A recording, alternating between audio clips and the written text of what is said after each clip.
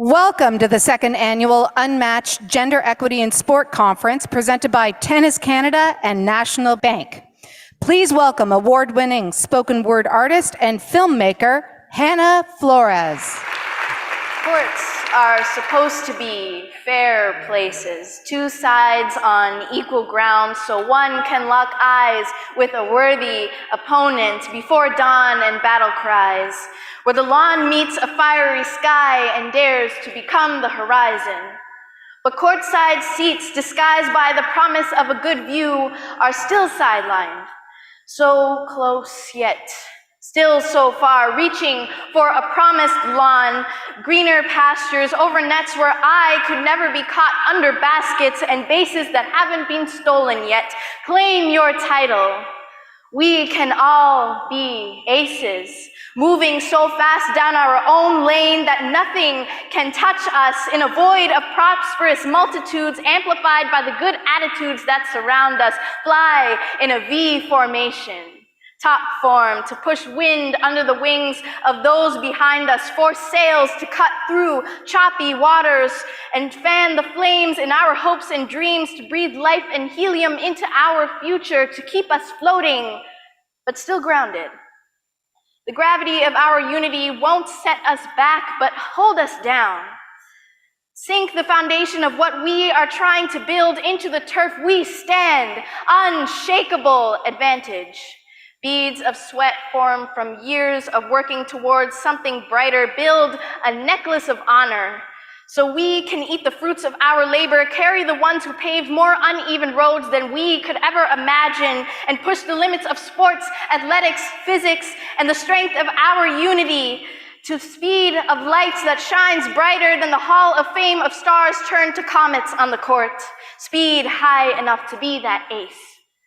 A high value on the court, and in a deck of cards, we are all secret weapons. But we bring to the table that is real, not parlor trick magic, not a mirage, like high noon in an open court before a match. You are ready. The crowd is not dazed because of the heat, but because of how starstruck they are to be witness to your greatness. They are with you. We are with you, cheering, screaming, hoping that we are all in for equity. Then the crowd goes silent when we need to let our stars be stars, give them space to radiate, to focus. Give each other the space to dare to be the light that we all need, because they are all in too. Game, set, equity. Good afternoon. How is everybody? Good? Good. I'm going to need a little bit more enthusiasm this afternoon. How is everybody? You guys sound like my reaction when the Blue Jays don't cash men in scoring positions. So I'm really expecting a lot of excitement. We've got a terrific program for everybody this afternoon. Welcome to the second annual Unmatched Gender Equity in Sport Conference. To begin, I'd like to acknowledge the land we are gathering on today. We're meeting on Treaty 13 lands of the Mississaugas of the Credit First Nation. We also recognize the traditional territory of the Huron-Wendat and the Haudenosaunee. We also recognize that the city of Vaughan is home to many First Nations, Métis, and Inuit people today. We now have a special welcome prepared by Gima Chief Stacey Allaster. Our Stacey Allaster is the elected Gima of the Mississaugas of the Credit First Nation. Born and raised on MCFN, Gima Allaster has served his community for over 25 years. Gima Allaster has participated in a number of committee and boards throughout his time as a counselor, including involvement with the MCFN's Pan Am Games Secretariat, as chief of the PAGS committee, Invictus host First Nation, and many more. He was the first Gima to meet with the monarch in over 160 years when he led a delegation to the UK, Scotland, and the Isle of Man. Gima Allaster is committed to building relationships, throughout MCFN's traditional territory, not only as a Gima, but as a notable storyteller, poet, and best-selling author. Please help me welcome to the stage, Gima Laforme. I was tempted to come up here and interrupt her and say, we don't want to hear all that stuff. Just say Stacey. But, so, Ani? That wasn't bad. It is like 9 in the morning. No, it's not. Ani? Thank you. I'll settle for that. So, Ani, Baju, Nagani, Anishtabekanini, Stacey Laforme, Disnakaz, Credit Dunjaba, Mainga Dodam, Mississauga, Anishinaabe Dao.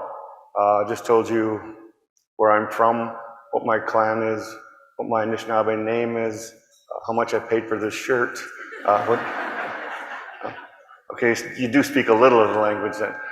So I was asked to come up and provide a welcome, so welcome. But I have to go fast because, not because this clock's ticking down threateningly, but because my phone's almost out of batteries. So first of all, do you like the shirt?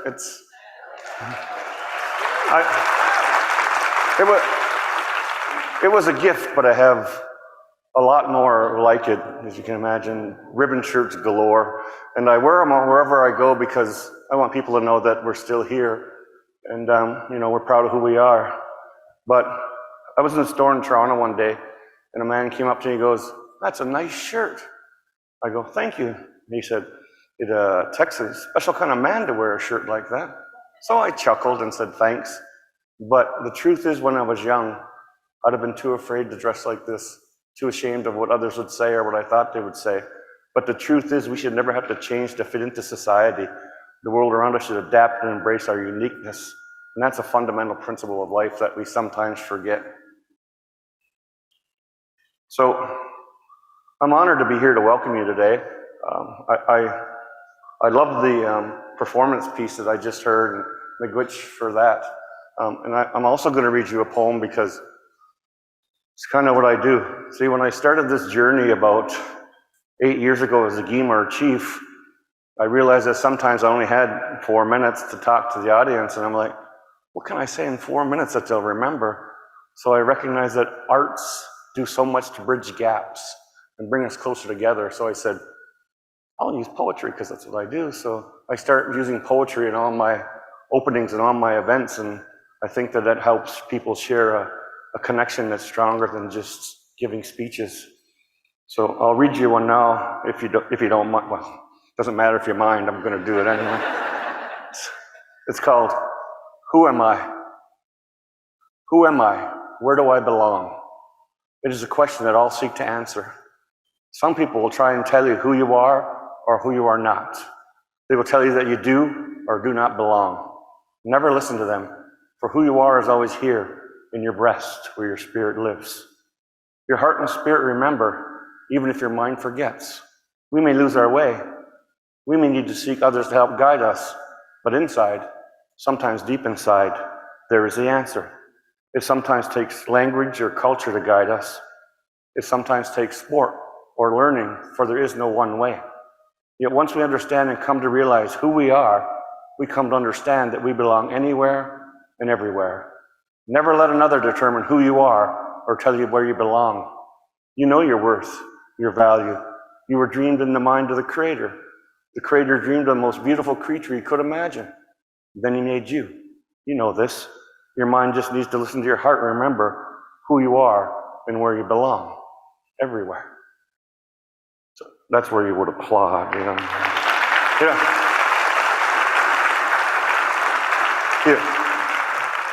You don't have to applaud, but I'm a very patient guy and I could be up here for hours. So anyway, I really had nothing more to say other than that a lot of times we are convinced by other people because the voice that screams from here is not always accepted out there. And so sometimes people are convinced that, okay, well, maybe I don't belong. Maybe this isn't who I am. And that's bull. I mean, if you let another person determine who you are, that's on you, not on them, because you always know.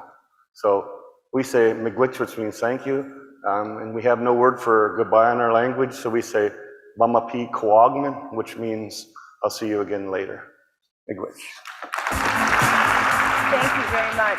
Matt Chapman, eat your heart out. Forget that Chappie Couture shirt. That's the shirt we should be giving out at the Rogers Center. Thank you, Guy Malaforme. Thank you for welcoming us today and for your words and those beautiful words of advice for everyone. He mentioned our spoken word artist, and I really want to give props to Hannah Flores. Could we give her another round of applause? She was fantastic. At 20 years old, Hannah is already an award-winning spoken word artist and filmmaker based here in Toronto. Since the age of 12, she's been writing and performing poetry and mentoring youth across the GTA. She was selected by the Toronto Raptors to be a part of their Welcome Toronto Creators program and has since worked with brands such as Nike, OVO, and the City of Toronto. Hannah is in her third year at the University of Toronto studying health science, and she continues to champion social change in all aspects of her life. So thank you very much, Hannah. We also want to share that our full program today will also be interpreted in American Sign Language by Nick Martin and Jennifer Best. Nick and Jennifer, thank you very much. A round of applause for Nick and Jennifer. Now, a little bit about myself. I like to say that I'm the traffic cop this afternoon. I'm a proud member of the Sportsnet television broadcast crew for your Toronto Blue Jays. I'm in my second stint here. I'm home here in Toronto. Before, I was with the New England Sports Network, the Boston Red Sox, hold your booze. And I was lucky enough to be there when the Red Sox finally broke their 86-year curse and won the World Series. I always joke that it took a Canadian to kind of put them over the top. In 2008, my agent got a phone call from the commissioner's office in Major League Baseball. They said, listen, we'd like you to help us launch a network. And I thought, a network? A baseball network? That'll never go over well. And in fact, we opened Major League Baseball Network, MLBN, in 2009. And then after 4 seasons, I got homesick and returned back to Toronto. As you can imagine, over a 20-year career, which is amazing when you think I broke in at 9, I am the first Canadian, the only Canadian among the 30 MLB sideline reporters. While there are a lot more women, I'm happy to report there's a lot more women on the sidelines these days. 20 years ago, that wasn't the case. You were an oddity, you were unique. I am the only person of color, I think there's a handful of us, I am the only female of Asian descent on the sidelines. So as you can imagine, over this 20-year journey, I've dealt with some inequities during my career. It hasn't always been a level playing field for me. Wait till the book comes out, I'll tell you all about it. So meetings like this and conferences like this are so important. And to the young girls out there, to the young people out there, I am proof that you can be the first to do anything you want.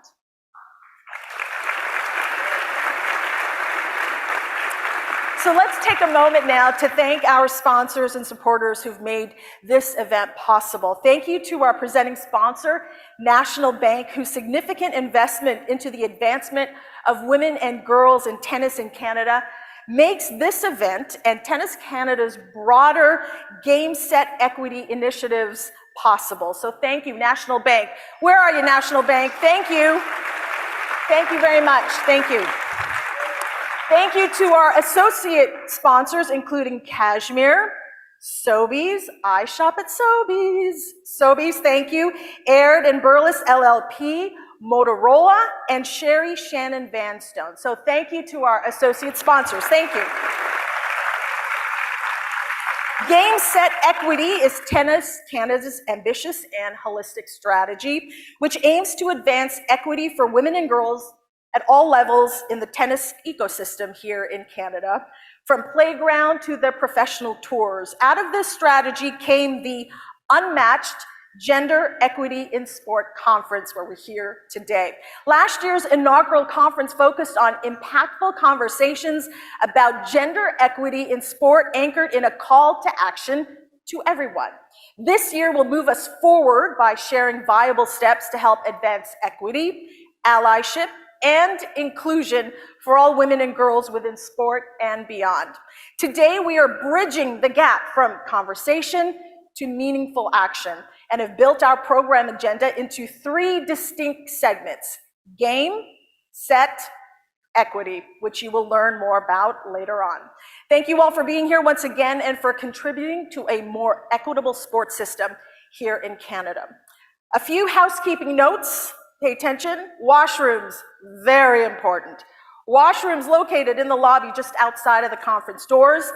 Unmatched also has organized a few activations in the space, including a visual and interactive art piece and a photo booth to capture your best smiles.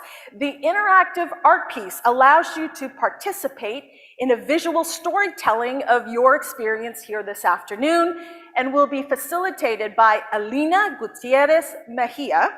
Alina is the founder of Visual Versa, a creative consultant, visual notes taker. She's also a training designer and facilitator. Her collaborations vary from designing creative interventions and digital products, so community initiatives and digital products. Stop by her art piece located right over there. She's hard at work to give life and color to your ideas this afternoon. Okay, everybody look at the center of your tables. On your tables, you will find a different fact or a stat related to equity. We encourage you to talk to your neighbors throughout the space, as we have close to 50 different stats on these unique cards at each table, and some of these facts are really quite surprising. Also on these cards, you will find a QR code for Slido, which, if you're not familiar, allows you to submit questions that may be asked during 2 of our segments. I'm almost done, the housekeeping. All you need to do is point your camera at the QR code and follow the link and instructions. Wi-Fi information, by the way, also listed on the slide. So as part of today's program, we have a special segment that will feature audience members to participate in a fun yet competitive game. Now, we're gonna take you down memory lane for this game, like the Wayback Machine. And if you're like me, you have a passion for, competition, you have to sign up. So don't be shy, sign up now for your chance to come up here on stage later in the program. I promise I won't embarrass you. We'll have a lot of fun. So go ahead and sign up now. We also want to remind everyone to please keep flash photography to a minimum, and of course, mute your devices if you're posting on social media. Okay, Mom, if you're listening, tag @Tennis Canada on Instagram, X, formerly Twitter and Facebook, and use the hashtag Unmatched23. So do plenty of that this afternoon. Without further ado, I'd like to welcome Ula Ubani, a recognized thought leader with deep industry experience. Ula devotes a great deal of her time to the not-for-profit sector, which includes being the chair of the governance committee at Tennis Canada. Please help me welcome Ula Ubani. Ula.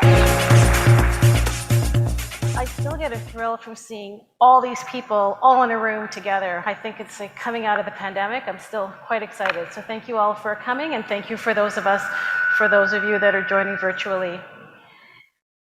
I was raised an optimist. Really, when I think about it, my mother taught us a long time ago that you don't know why people do the things that they do. And you can't control why they're doing it, and you can't let it get to you. You can only control the way that you react. So that was probably, now that I'm older, a bit of a protective mechanism for her and for her kids growing up in a society that wasn't always fair and wasn't always just. But we just were raised as optimists. Then you hit 2020, about 3 years ago now.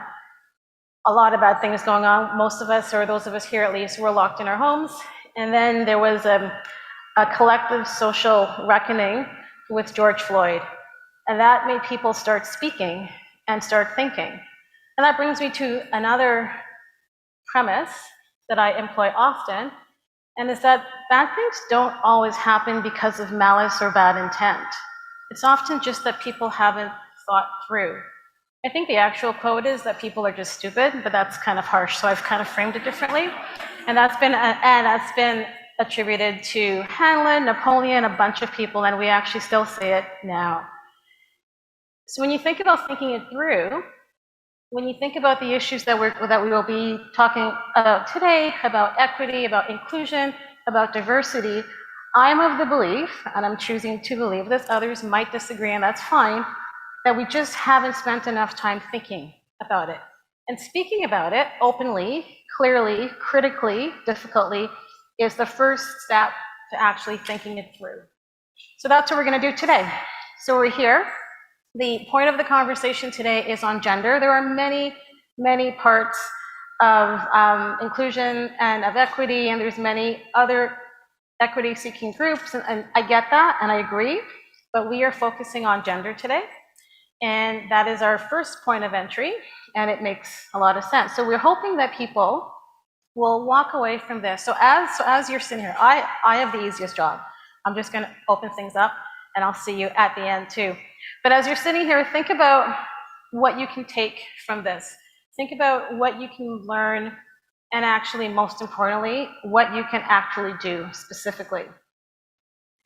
One of the things, I mean, it's been mentioned, but Tennis Canada's we have 6 pillars in our strategic plan, and one of them is to lead equitable, safe, and inclusive tennis. And you know, I work for BMO, so a big company too, and I know plans and words, and it just feels like it's just ho-hum, but this one really, all of them actually, are really, really solid, and there's metrics underneath it, and there's focus, and there's commitment, and there's actual dedication. So keep that in mind. I now have the pleasure of introducing my friend and fellow board member, Lucie Blanchette. Lucie is with National Bank, and she's the Senior Vice President, Retail Banking and Client Experience. And she's also, more importantly, National Bank, but it's kind of true. She's an ambassador for Game Set Equity. And Lucie's going to come speak to us about something that's so important, and she's going to speak about equal prize money. Thank you. Thank you, Ula, and thank you everyone for being with us today. I feel very privileged to be part of this conversation, this very important conversation about gender equity with all of you. 20 years ago, almost 20 years ago, National Bank has been working with Tennis Canada to promoting tennis through various initiatives. And from development programs to coach supports to tournament sponsorship, Tennis Canada and National Bank make a positive impact within the different communities and contributing concretely to people's mindset, mental health, physical and social well-being. And 2 years ago, in 2021, we pushed it a little more forward, and we became a title sponsor of the Banque Nationale here in Toronto and in Montreal. And we get so many questions about why did you become title sponsor when you were already presenting sponsor? And the other big question we are asked is, why did you sign for 10 years? This is such a long commitment, particularly when we face uncertain times. And I would say the simple answer to that is that we want to make more. We understand that to make social changes, it takes decades.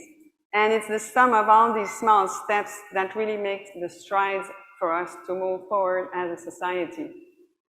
And since we share common values with Tennis Canada, it was just a natural fit for us. And today, days like today are a perfect example of what we can do together as real partners. So our common goal is to create meaningful actions leading to change for gender equity in the sports, and as importantly, to make tennis more accessible, especially to girls and women. So this past year, we've been very active on different initiatives. And our long-term vision, our game, set, equity commitment really aims to advance the equity of women and girls at all levels of the tennis ecosystem, from the pro tours to the playgrounds.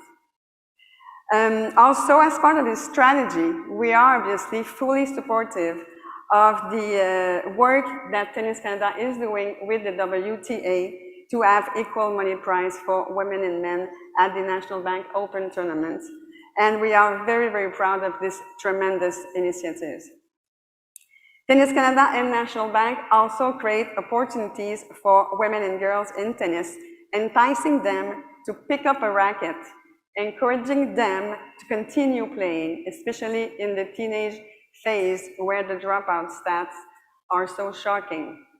And eventually for them to really become lifelong participants, reaping the benefits of an active lifestyle and personal growth through sports. On a personal note, my journey into sports began at a very young age. Unfortunately, I did not have access to tennis in my neighborhood. So amongst other sports, bear with me, I picked up a badminton racket instead. But still, one thing is for sure, is that my journey into sport really made me who I am. It has a profound impact on the competencies that I have developed to have the role that I have today at the bank. So it's been the foundation of my professional career, and it has also helped me so much in my journey as a mother to guide my daughter into her high-performance journey into soccer and to support her through what she was going through in a high development program. And I saw her stand by so strongly besides our national Canadian women's soccer team to have their voice heard, that it really touched my heart. And that's why I act as an ambassador of the Game Set Equity Commitment. So on that note, I want to say a special thank you to my team at National Bank who work on a weekly basis with Tennis Canada to really partner and make days like today happen. I also want to salute the leadership of Tennis Canada for taking the lead in gender equity and making days like today happen also. It's so important to have that discussion. So I look forward to hearing all of our conversations today, and I wish that each and every one of us are inspired by the conversation and get into actions all in for diversity. Thank you.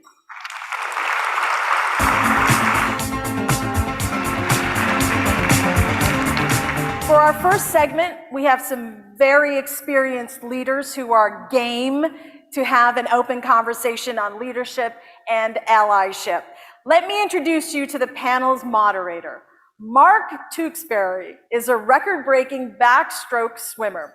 His 16-year athletic career included 21 national titles, 7 world records, Olympic gold, silver, bronze medals, and a cover appearance, excuse me, in Time magazine.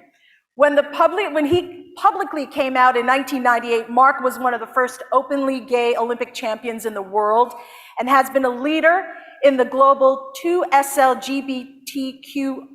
LGBTQIA+ movement ever since. I don't know about you, but I remember back in 1992 watching the Barcelona Olympics, I literally lost my voice cheering Mark on in that come from behind win. So I am truly honored to welcome and introduce to the stage Mr. Mark Tewksbury. Thank you. Hello, good afternoon, everybody. So I am so honored to be the moderator of the first panel this afternoon. How many people were here last year? Round of applause. How many people, who's here for the first time? Welcome, we love that. So last year, it was an amazing event, and that's why we're so excited for the program this year. It was groundbreaking. We had important conversations, discussions, tons of networking, and we heard from an icon, Billie Jean King, and we were left with the energy to do something, to find our forward, as Jennifer Bishop challenged us last year in her opening remarks. Today, it's an opportunity to build on that, to share the advancements and successes that have happened this past year, to hear from a real diverse range of perspectives, to help us accelerate this movement for equality and equity to the future. But as we look to the future, it's also important to remember how we got here. And this is the game part of the program. We've got two incredible leaders who are game to share their experience and insights and hopefully pull some gems for action out of that. So let me introduce you to our two guests. First up is Michael Downey. And Michael, just wait till I finish. Oh, you can start to walk. Michael is the president and CEO of Tennis Canada. He's held that job from 2017 to present, but he also held that role for nearly a decade until he left to be at the Lawn Tennis Association based in London, CEO from 2014 to 2017. Michael is one of the most impactful and successful sport executives in this country. He's going to be finishing his role as CEO at the end of this year, but he leaves an incredible legacy. He had the plan to diversify and increase revenue, to reinvest in tennis development and in tournaments in Canada. And we've seen this sport and the long-term athlete development plan just flourish under that incredible vision. Michael leaves a legacy of a culture, an organization that's the envy of many other national sport federations, and indeed a leading country in the ITF. Ladies and gentlemen, Michael Downey! And Michael, I'll just have you take a seat right here, okay? So next up, Stacey Allaster. So currently Stacey is US Tennis Association's chief executive.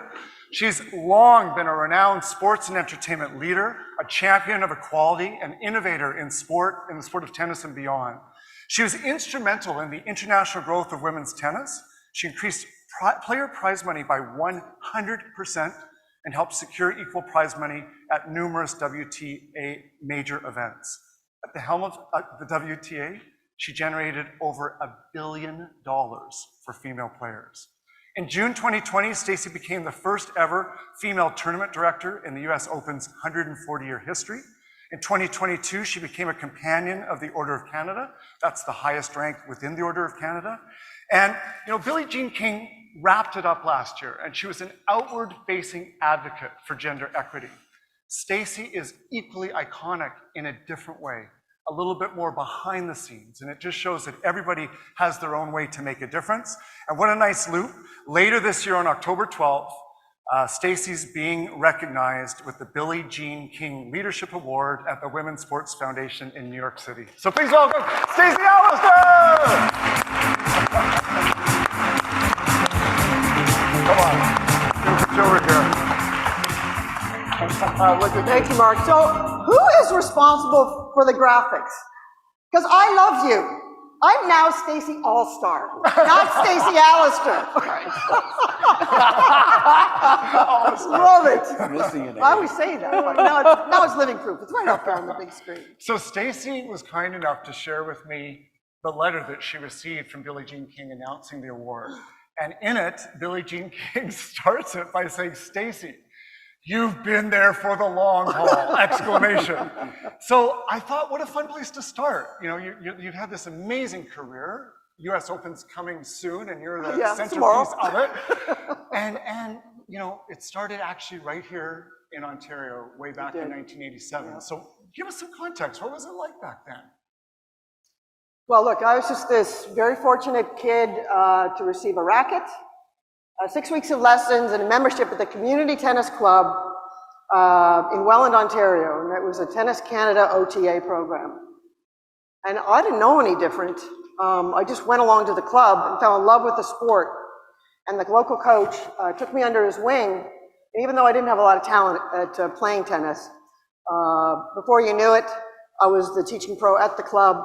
And I began to have this entrepreneurial spirit of running events and getting sponsorship, and I had my own junior program. And that sort of just began this love affair that I had with tennis. I knew I wasn't going to make it on the court. So there are many ways that we can achieve our dreams through sport. And I finished at Western, landed up in Toronto, and before you knew it, the OTA hired me. And as soon as I got there, might be a bit ambitious. And because I used to take my mother's car and leave her with no car, and I would drive up to York University every year and watch the Canadian Open. And I was that kid lying on the ground, looking underneath the windscreens and watching Chris Evert and Martina Navratilova and Johnny Mack play. And so I just started volunteering, and then jobs became available. I interviewed for one job, didn't get it. Interviewed for the second job, didn't get it. Interviewed for the third job, didn't get it. Thank God I have Irish and Scottish DNA. Very persistent, and I never gave up. And we're going to talk about allyship. Bob Moffat was the CEO of Tennis Canada in 1991. And he said, I'm going to give you a job for 3 months. Special projects coordinator, just do whatever. And during that time, the Jays had come to town, and I got offered a full-time job to work for CIBC's sports agency, a very well-paying job. And I went to the guy I was working for, the guy who wouldn't hire me the other 3 times, and I said, I got this full-time job. And he said, good luck to you. If you don't want to wait until maybe we have something for you, good luck. So I went down to Bob's office, and said out of courtesy, I want you to know that I spoke to John, and he said, good luck. He goes, give me 1 hour. 1 hour later, he came along and said, I can't believe I'm doing this, but I'm giving you a job. So 4 years later, I ultimately had his job, the guy who wouldn't give me a job. And then I had a wonderful, successful career for 15 years at Tennis Canada that gave me a stage to go international. So when you, in 1987, were there women executives? Were there people? They weren't in 1987. Jane Wynn was the tournament operations, really the only senior woman. She ultimately became the tournament director. And when I got onto the world stage, I was the only woman in the world. I was from a little kid, from a little town, in a little country, no tennis talent, sitting in the room with Grand Slam greats who were running Indian Wells and Miami and running the tennis world. And it was intimidating, but again, some other guys in the room, they took care of me. And, so very, very fortunate that there were a lot of white men in my career, this one over here as well, who believed in me and always had the confidence that I could exceed in anything, any opportunity that I had. Well, today's about leadership and allyship, and I think that's a great segue into being more conscious as an ally and what we can do to make sure that equity happens. Michael, you weren't up here last year. I was on the program. I was the only guy on the program. I was very conscious of that. I felt like I shouldn't take a spot that a woman should have, and I was told I should be on this panel. But you decided not to speak, and we wanted you up here this year because allyship is so important. Stacey wouldn't have had that opportunity if a male executive didn't provide that opportunity. So share some of your insights into allyship. Well, for me, and I'll go back to when I started work. I graduated from the Ivy School of Business at Western in 1980. Most people in this room probably weren't born in 1980. But I was lucky enough to get a job offer from a really good company called Warner Lambert. Warner Lambert was eventually broken up and it became Pfizer and Cadbury. They were buying the assets. But anyway, back to my career. In packaged goods marketing in these companies, it was kind of up or out. And what that meant is you went in as what was called a product supervisor. There was like 10 of you out of school. Only a few of you would get to go to sales training. You come back, only a few of you become a product manager, and even less would become group product managers. So it was kind of a war of attrition. Anyway, I joined Warner Lambert in June of 1980. And surprisingly, because there weren't that many men in these positions, my first 2 bosses were women, Mary Hurst and Maura Bell. And what I want to talk about allyship in this case is that these were women that were kind of fighting for their stature in that organization. And because it was about up or out, I had 2 phenomenal bosses that were going to make sure I was successful. So in the case of Mary Hurst, she made sure she developed me with excellence, and she actually got me out in sales training, I think, first of the class. Came back from sales training, and Maura Bell was my boss. And I had actually been told, be careful here, Maura is a really good brand manager, but she hasn't been able to move people to the next level to any great extent. Well, Maura was going to change that, and we worked extremely well together. She got me promoted to brand manager. But where this story goes is that about a year after I was a brand manager and Maura had been promoted to be group product manager, Maura went on maternity leave. And I think in those cases, she kept that kind of stuff quiet because she didn't want to make sure it didn't impact her career at the company. Anyway, where this ends is that when Maura went on maternity leave and there was another group product manager that went out to sales, I was the only one left. I had been promoted to group product manager as well. And the boss at the time kind of said, I'm going to put things with you, I'm going to run with you, Michael, because I want to keep these positions open for when Maura comes back and Audrey comes back.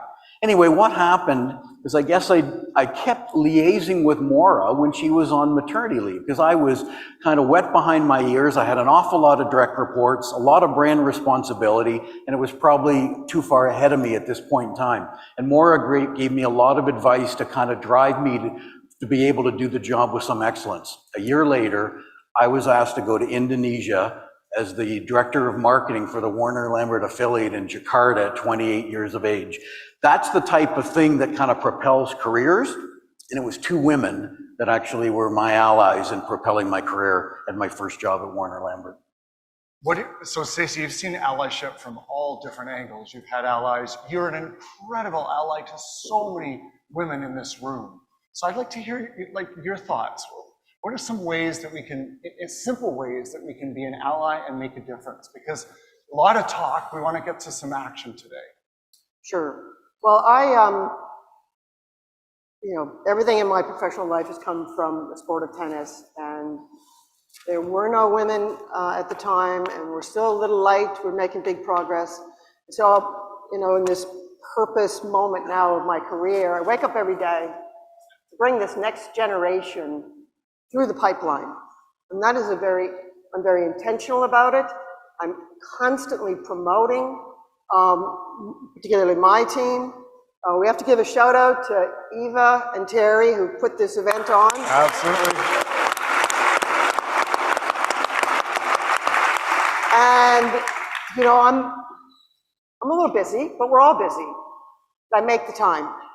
And I think that is, we can all find 15, 20 minutes to help people. I remember one day I was getting ready for something, and I had a woman from India send me a message via LinkedIn. My assistant said, Stacey, you have time. I don't know, we have to make the time. So we can make the time for this next generation because they're our future. They are ultimately going to be the ones that bring our dream to reality of the sports system providing equal access, equal resources, and equal money. So I just feel inspired and proud, and many of these women are in this room today, and I have a lot around the world that I've been given a gift. My responsibility is to give back, pay it forward. Love it. Is that amazing? Is that yes?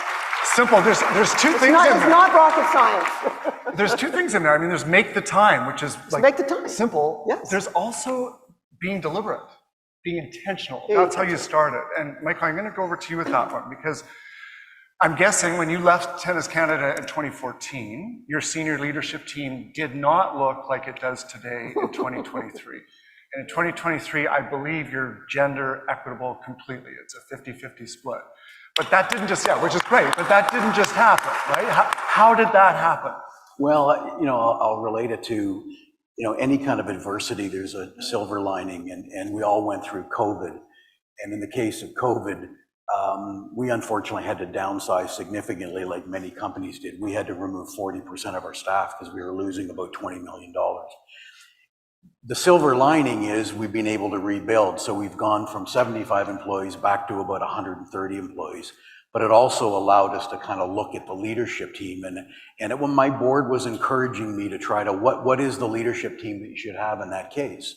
So pre-COVID, we had a leadership team that had one woman out of 6 or 7 leaders, had one person, Eugene's here, one person that represented our Montreal office. And other than the CFO, everyone had an awful lot of pedigree in tennis. I didn't really have pedigree, but I'd been there long enough that I knew enough to be scary probably in that regard. But where we are today is, you're right, we are basically 50-50 on the gender balance. We're close to 50-50 in the leaders that are in Montreal and the leaders in Toronto, because half our organization is in Montreal. And with the new people we brought in, we've got a great balance between tennis pedigree and people that have come from either outside of tennis or outside of sport.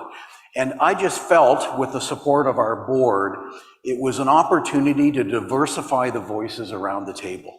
And that's what we're seeing right now more than anything else. It's pulling this group together because we're in 2 locations. We're all from different backgrounds and different disciplines, but there's no doubt there's a phenomenal level of diversity of opinion. We're going to be a better organization for it, and hopefully be able to champion the cause of tennis across the country with great leadership.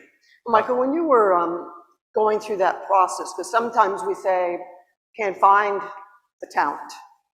Yeah. I was going to say, what do you say to the people who say, oh, you can't find? We can't find the talent. They're just not out there. And David Stern, They are out there. You never had that problem. Well, no, because I look at it, from our organization, and I give credit to our former chair, Jennifer Bennett Bishop, because I worked with Jennifer in terms of bringing soft quotas into our organization, both at the board level, the senior team, and the leaders of the organization. And we thought that was necessary to balance things out. But I would make the point that the leaders that we've brought into the organization that come from different backgrounds, they're as good as they get, actually. And I don't feel like we dropped the ball at all, and our organization is stronger for it. So while people may say, are they out there? Damn right they're out there, and they just need to be given the opportunity, and we're a stronger organization for it. And it takes a leader to be intentional, Being very intentional. to make that happen and make that space. And the talent is out there. What's interesting is all sports have a long-term athlete development plan that stretches over many, many years. We don't talk about long-term organizational development plans in sport. And maybe that's something to think about. That's where a crisis where you have to let staff go and rebuild suddenly becomes strategic, and you can make a big change. But Stacey, I think sometimes being an ally, it means you have to be really courageous, right? You might have to do something that people aren't very happy about, that you could take a lot of flack for, that maybe you could even lose your job for. 100%.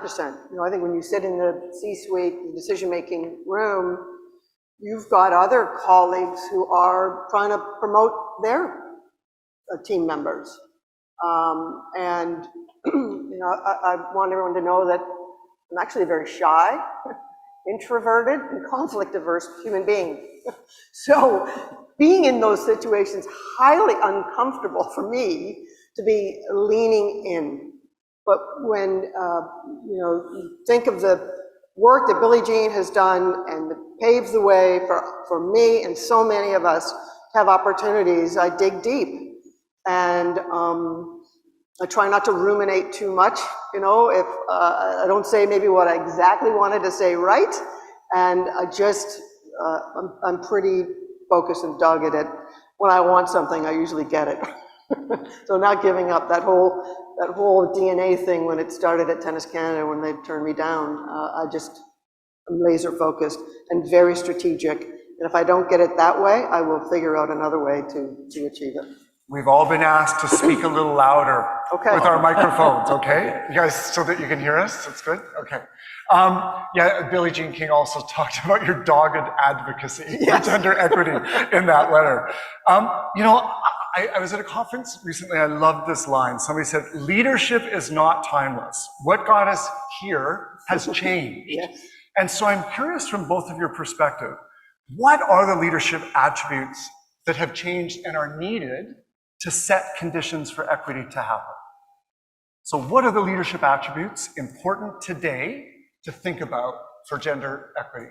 You want to go first? Your serve? Yeah, I think if I look at prior leaders, and I'm generalizing in this end, it was about strength of character, decision-making, probably not showing vulnerability, because there was this belief that you had to be strong at the top. I think that's all changed now. And I think COVID has had something to do with it. The times have had something to do with it. And I think leaders need to be able to show genuine empathy, for individuals. They need to show vulnerability. These are the type of new traits that I think actually resonate with the average employee, that leaders are showing a sense of being a human being and not just a strong leader. Okay, so just to go real quick. So like, do you want to be vulnerable for us right now and share an example of what being vulnerable looks like for a CEO at Tennis Canada? Well, it's not easy for me because Mark and I have talked about this. You know, my role model was my father, who never showed vulnerability. I never saw my father cry. And quite frankly, as sad as this is, he died from cancer and never said goodbye. You know, they say with cancer, it's the one silver lining in cancer is you get to say goodbye, but my father didn't want to show the vulnerability, so he actually never said goodbye to his own family. So I was kind of raised in a family where you don't show vulnerability, and you were kind of taught that was weakness. It's anything but weakness. And for me, it's just being truthful about things that impact your life. And in my case, like I lost my job at Molson's, you know, I got fired. Good people get fired all the time. You know, they downsized, the profit targets were difficult, and it was very difficult for me to originally accept that. But at the end of the day, being able to talk about losing your job, good people lose their job all the time. And what that's changed for me as a leader is anytime someone reaches out that's networking who's lost their job, I will always give them the time of day because I went through that. So that, you know, that's one of the things I've used is being able to admit. And I think the other thing I'd say is any good leader has to be able to admit when they failed. When they failed. You know, not failure, you learn from your failure, you learn from your adversity. Like, you know, at Tennis Canada, you know, I was the steward of a new website called Love Means Nothing. That had to be the stupidest website around. But I drank the sauce the advertising agency gave me, and probably the team that was working for me just wasn't going to take me on in that end. But you've got to admit it was a mistake, and you move on and you learn from it. You know, the other point I'll make, I worked at Labatt, and I worked in new product development. And I had a direct line to Hugo Powell, who was the CEO at the time, because he wanted good ideas protected. And he said, if you work through the organization, they'll be killed before they get to a certain level in stage gate. And we had a lot of success, but we actually had a pretty big failure called Labatt Copper Beer. It was such a failure that Molson used to call it Labatt Flopper.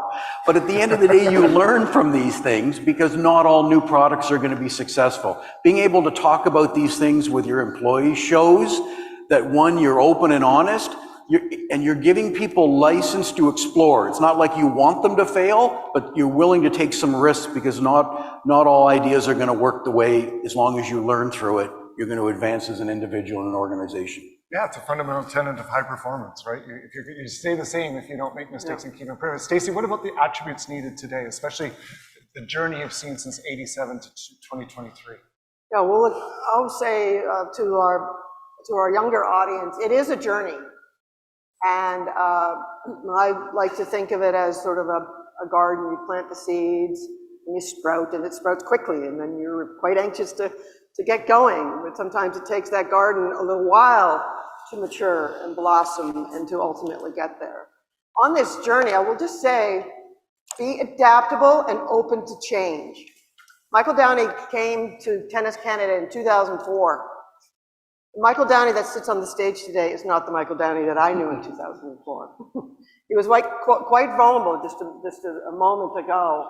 And it just demonstrates how we as leaders need to listen, to adapt, and I'm going to use the phrase emotional intelligence.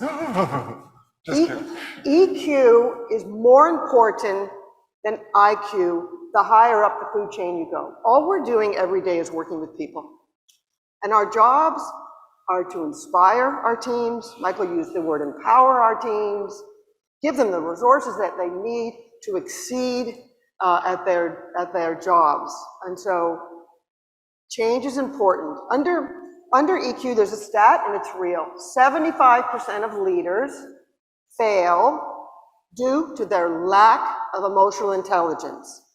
So the one thing I think we all need to do better in our education systems, in our onboarding, in our early sort of 5 to 6 years as we're shaping young cohorts that come into our organizations, men and women working together with emotional intelligence being at the center. People like to call them the soft skills. I call them the hardest skills. Why? Because the big part of emotional intelligence is self-awareness. I'm perfect at home. I don't think my colleagues at Tennis Canada would say I'm perfect, or the WTA or the USTA, but you begin to have that confidence in yourself. Understand where you have, I don't call them weaknesses, where my areas of growth are.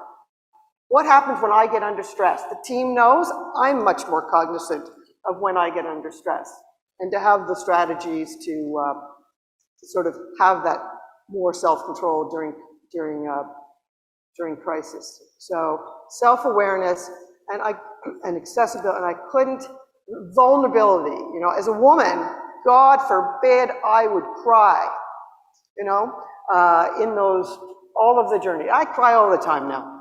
I was crying upstairs watching the video, you know, seeing Bianca Andreescu win the US Open. Are you kidding me? I sat there courtside, the dream, working for Tennis Canada. Canadian would win the US Open and I'm, you know, heading it, insane. And then to have Leila Fernandez cry on my shoulders, sorry, Stace, I couldn't bring home the cup. I'm up in that video crying. So just be yourselves. And to Michael said, we're gonna mess up and accept it. It's a growth moment. Yeah, I mean, those are, self-awareness is huge, because from self-awareness leads awareness. Correct. Because if we're going to be a great ally, we have to be able to understand what other people are going through. That's the empathy. And we have to be aware of it. Yeah. And we also have to be aware of a coachable moment or a moment of opportunity where we can use our voice. That's why it's so important that there's men in the room this year. Yes. Because most CEO spots still in sport in Canada are filled by men. And if we aren't aware as men of creating that opportunity and being deliberate about starting to change it, it's never going to happen. But we start to self-awareness and awareness to be able to sort of follow through on that. Can I add, because I just came back in my head, you know, I've been up since 5. You're doing great. Thanks. In this EQ also is cultural competency and awareness of diversity on our teams. And our own unconscious and our own conscious bias.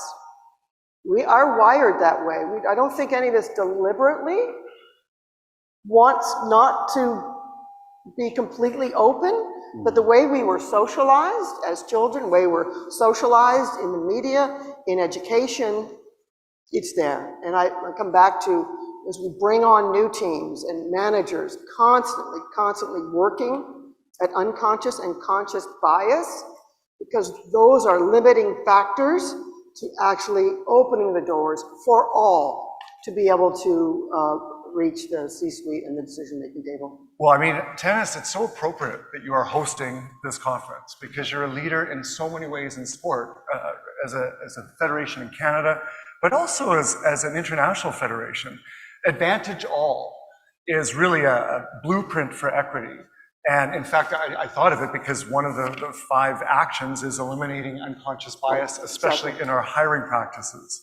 But there's a goal of getting 33% representation of women on the ITF board, and yet that was highly, highly controversial. Correct. Why is that controversial? It shouldn't be, but we're fortunate to live in Canada. Absolutely. And when you travel the world, women and people of color and sexual orientation are not treated equally or fairly. So Dave Haggerty is the president of the ITF. Jack Graham, our Canadian, is on the board, who's in charge of rules and constitution. So he is really Dave's doubles partner in transforming 184 member nations, multiple cultures where women don't have a seat at the table, and putting himself out there. He's going for re-election. It's a tough election, but he believes it's the right thing to do. And so he's willing to put himself on the line to get these bylaws changed so that at a minimum we have 33%. I think I know it's great in the context of 184 outside, but not acceptable in my mind. And if anyone were to Google Stacey Allaster 2013, 2012, when I was at the WTA, I was very vocal. There was not one woman on the ITF board. The sport of equality at the international level did not have one woman. So Advantage All is an amazing blueprint for all companies to take a look at. He's got 100 women that he's picked out across the world that are future committee and board members of the ITIF. Again, intention, investment, programming, mentorship, sponsorship, all of the things that we know, but it's really actionable and Dave putting himself on the line. But it's also why, tennis federations like Canada, the USTA have to punch above their weight. These are things that we may take for granted in our side of the world, but as Stacey says, when you've got over 200 nations that are part of the ITF, they're not as further advanced as we're seeing in North America. So it's important, like our chair, Peter Craig, and Jennifer Bishop, and Jack Graham, that Stacey referenced, that they need to be loud and speak loud and help women that are in these other nations that actually aspire to get on the ITF board. And I know they're all working hard to do that. Changing a board takes time, obviously, the dynamics. I heard a really great best practice as we were going to try to, modernize the Canadian Olympic Committee board and better represent what Canadian society looks like today. And that is sometimes if you bring a person that's been marginalized onto your board, it's worth considering perhaps recruiting two people so that one person doesn't feel the burden of complete representation and being an outsider alone. And Stacey, you're in a room full of tennis greats, and many of these are men. Yes. So I would imagine that sometimes for you, do you ever feel like you have a little bit of imposter syndrome? You're you're so resilient and incredible personality, I can't imagine. But what does it feel like, I guess, is what I'm saying, to be the only woman at a table full of people and they happen to be legendary in your sport? So in this 30 years, it's been a journey. I probably did for a long time feel like I didn't belong. I like to play a little game with myself. When someone doesn't believe in me, or she's not strategic enough, or her brand's not big enough, I've heard it all. I have this t-shirt that says, "Underestimate me, this will be fun." And there's a great quote, and I keep it at my desk all the time. Believe in yourself when others don't. So even though I was never a tennis great, I have been a great tennis great off the court. My results have proven that I belong. I've earned the respect. And there's a nice quote. Stacey Allaster never played professional tennis, but she is the most competitive person in professional tennis. That's awesome. There's a great question that's come from the audience. So when we talk about vulnerability and EI in the professional space, how do you see these strengths being considered and developed through our sports systems? So let's take that for tennis. So you're doing great with the senior leadership team. You've been very intentional to change that dynamic. How does that flow through to the clubs and through the rest of the system in Canada? Well, I think we've kind of taken the strategy. We need to lead by example. We've got to be a best practice. So we've got to make sure our house is doing well on that front. And then we'll eventually take those policies and benefits and aspirations into our provincial partners and work with them in that regard. And then eventually into like tennis development centers where high performance is done and the wider clubs. But we do think it's about leading by example. So if we've got really good role models that are not just, they're walking the talk, that when they're working with our provincial partners or in clubs, they can be talking about the benefits of diverse opinion and of EDI. But we want to get our house in order first before we're out preaching to others, because they're going to look up to us and say, are you guys delivering on those objectives? Stacey, so I want to use a real example. officials. Officials have a tremendous impact on our youth and the experience they have in sport. We train them up to be technicians. Their responsibility is to manage a fair competition. They're technicians. But they have so much to do with the experience that that junior player has. I don't know what your stat is here in Canada right now, Michael. In the US, we lose about 40% of kids who come and play too competitive experience due to the terrible experience they have in the competitive environment. Coaches, parents, etc. So we're transforming the mindset and the role of an official, that the official has an impact on the consumer experience, on the player's experience as part of our retention strategy. So we have EI education now as part of our officials' recertification. Coaches need that. It's in some of the data points that we're all going to work through this afternoon. It's not just the administrators. Think about all of those individuals who are working with our athletes day in, day out. The more that they have the tools on how to deal with their own self-awareness and looking for those signs and being empathetic and not just driving them to the point that we push them over the edge with their mental health. There's so much work to be done in that space. I would also say coaches, frontline coaches are really, really important here. We oversee an organization called the Tennis Professionals Association that has 3,000 members.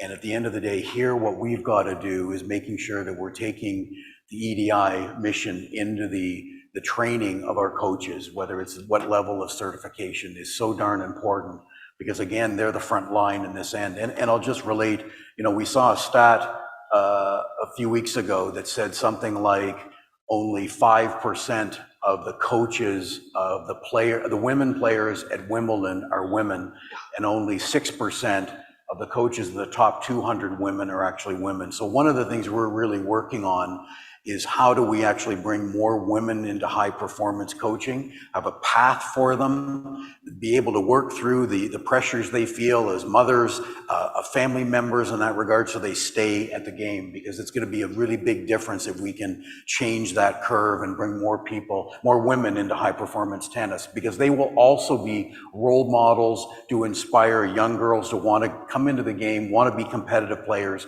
Because one of the things we've learned is that you're more likely to stay in high performance coaching if you were in the competitive stream. So by having more women in high performance coaching, we'll probably indirectly bring more young girls into the competitive stream of tennis as well. And then you've got this positive stream of changing kind of the bias that's towards male coaches at this point in time.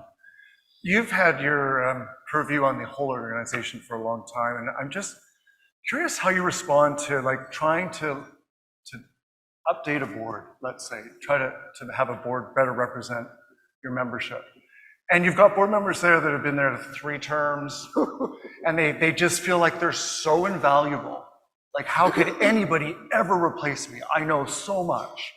So how do you deal with that kind of attitude in those people? Because if some of us don't make room, there's no room for equity, right? So something's got to give. So I'm curious, you're out of the job soon, so you can be very frank. How do you handle stuff like that? Well, I think, I'm gonna flip it around a little bit, and I think some of the men that are on our board are actually the most vocal about the need for change on the board, and very supportive of bringing more women in, more diverse backgrounds and all of that. So I think okay, so they're vocal.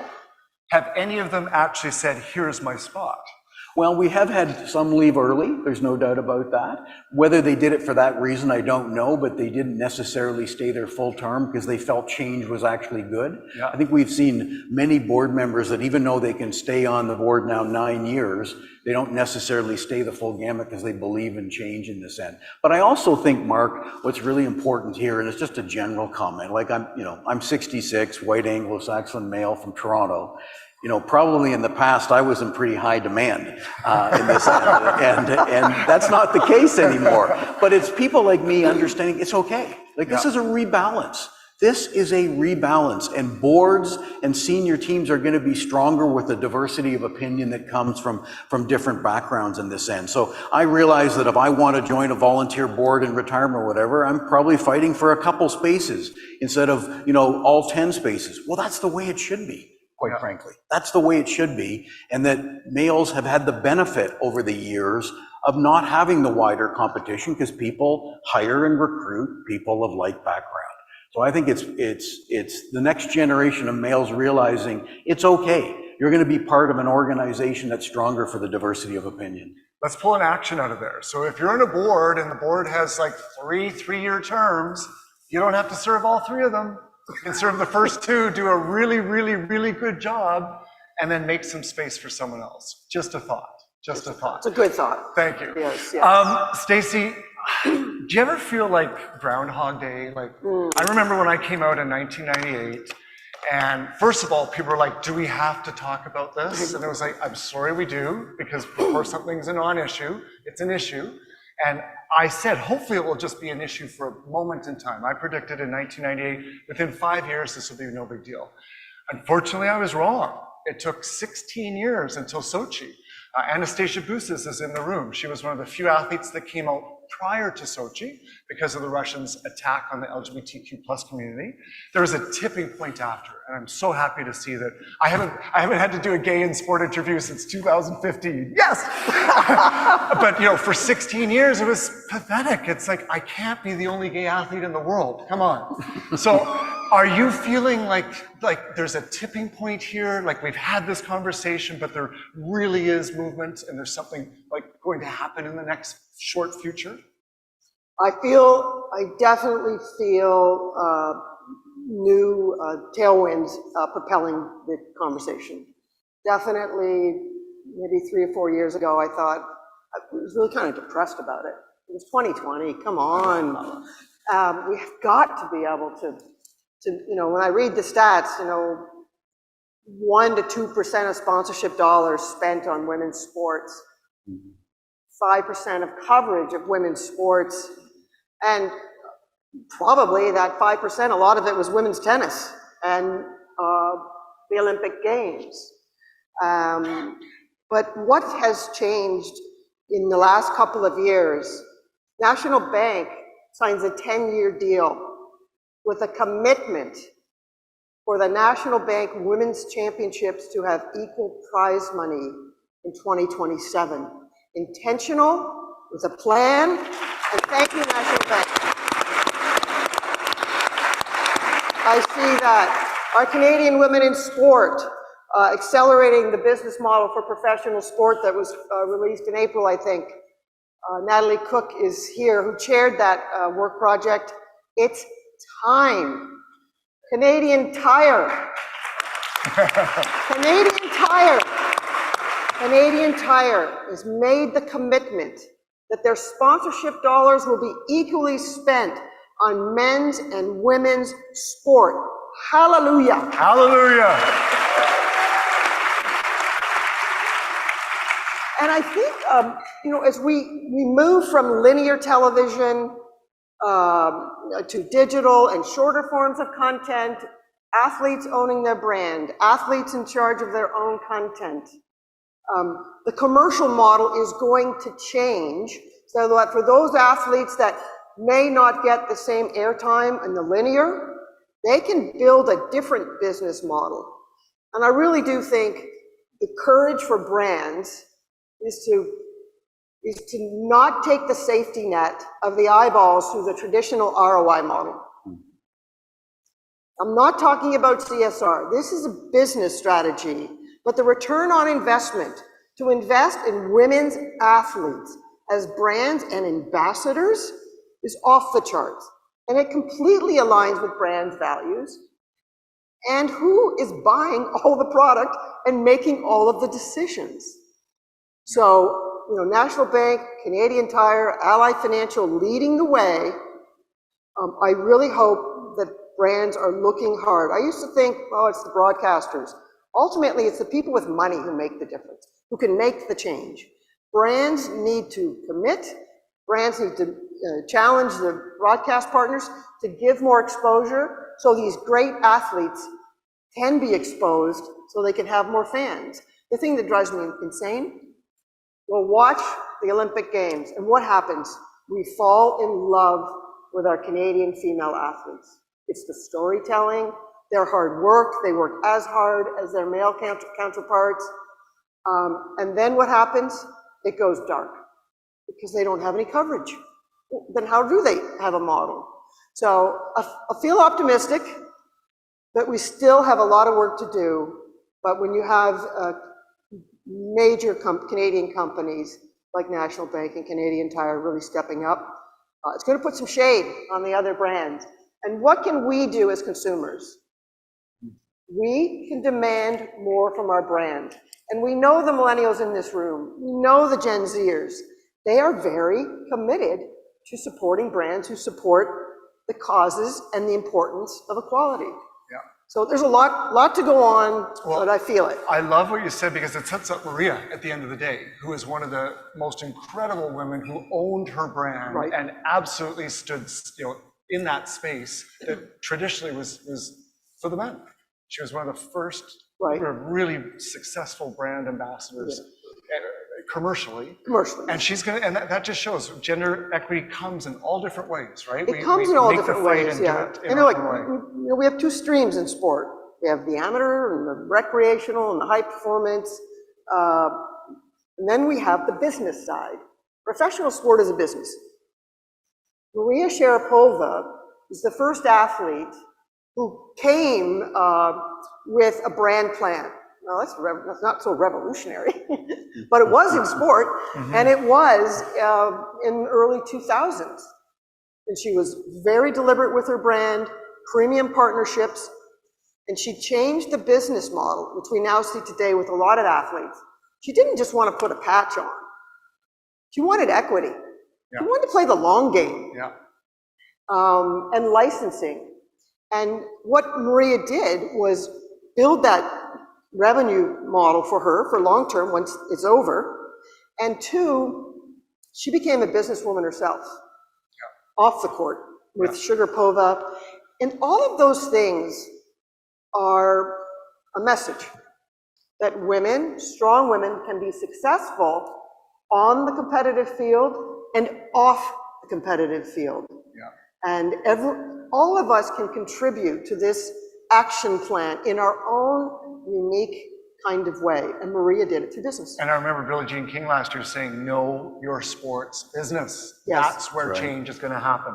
So Michael, real quick, we're running out of time here. A minute or less. You're leaving your post at the end of the year. It's 10 years from now. What do you see? What does gender equity look like?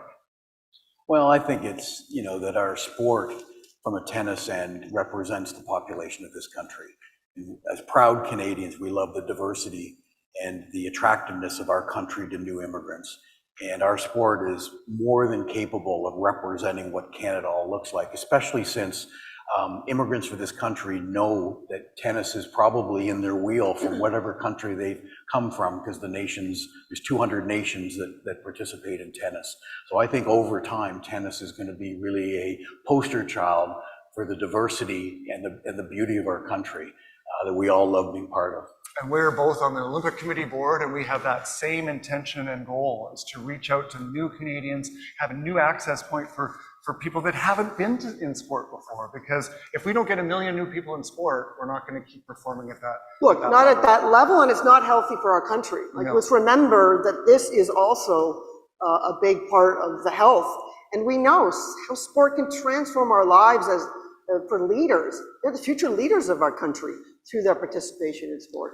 So that's wrapping up our segment, unfortunately, but just a few really simple actions that we can take. Make the time. Be deliberate and intentional. That might mean being strategic with soft quotas for a while. But guess what? Through those soft quotas, you're probably going to find the most excellent talent. Be adaptable and open to change. Be empathetic and aware and vulnerable. Officials, coaches, people in the sports system, we need EI training across the board. Make room on boards. Don't keep sitting there and take that spot for yourself past your prime. And demand more from brands. We're consumers, and we all have at least that power. Thank you so much. I hope you had a good time getting us out of the gate. Unmatched Gender Equity! Thanks, Michael and Stacey. That was awesome. Thank you very much, Michael, Stacey, and Mark. Stacey, you're an all-star in my books. Doesn't matter what they say. Thank you, thank you. Just valuable insights and sharing their personal stories will really help inspire many of you out there. I know it's inspired me. A couple years ago, I was asked by Sportsnet to fly to New York City to sit down with, at the time, the highest baseball executive, female baseball executive in Major League Baseball. I sat down with her. Her name is Kim Ng, and I did my research. She had been the director of scouting for many years, director of player development for many years, and I thought to myself, she has all this experience, and we don't have a female general manager in Major League Baseball. I sat down with Kim, and I said to her, my final question, I'll never forget it, my final question was, what will it take for a woman to be head of baseball operations, to be the first general manager in Major League Baseball? And she paused for a minute and she looked at me and she said, it will take someone with courage. 8 months later, she was named the first general manager in Major League Baseball, and it took Derek Jeter, who had courage, to name her the GM of the Miami Marlins.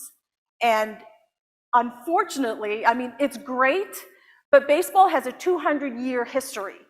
And it's 2023, and Kim Ng is still the only general manager in Major League Baseball. Have we made progress? Absolutely. There are a handful of women assistant general managers, but Kim Ng is still the lone GM. Doors are opening, yes, but we have to continue to knock them down. So that conversation we just had with allyship and leadership, it really takes some of the men that are out there to support us. It's great to say women supporting women, way to go. But it takes men like Derek Jeter in the baseball community. It takes men like Michael Downey in the tennis community. It takes strong women like Stacey to really crack the ceiling, and the glass will start to fall.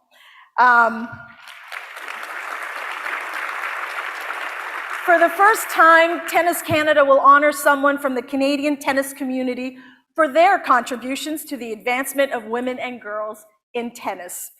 The Prix Jacqueline Elboutet Award recognizes a Canadian tennis advocate and champion whose lifelong contributions in the sport have made a meaningful and lasting impact on Canadian tennis becoming more equitable, inclusive, and accessible. This award is named in honor of the late Jacqueline Elboutet, who served as the chair of Tennis Canada's board of directors from 1995 to 1998, the first woman to hold this position in the history of Tennis Canada. So to tell you more about the advocacy and legacy of Ms. Boutet and her impact on tennis, please help me welcome her son, Mark, to the stage. Mark. Thank you, Hazel, and good afternoon, everyone. It's an absolute pleasure to be here today to participate in the first presentation of the award honoring my mother. On behalf of my sisters and myself, I want to thank Tennis Canada and say how grateful we are that you have chosen to highlight my mother's contribution in this way. She would have been extremely honored as tennis and volunteering were a significant part of her life. For her, tennis was the sport of a lifetime. She played tennis religiously twice a week for most of her life, and in fact, she was still taking lessons well into her 60s. Despite being a single mother, raising 3 kids and trying to succeed in business, volunteering was also always an essential part of her life. I remember vividly stuffing hundreds of envelopes for the Quebec Symphony Orchestra when I was 6 years old. It was also at that age that I started to play tennis. And I am embarrassed to say that after more than 50 years of playing tennis, I'm still much better at stuffing envelopes.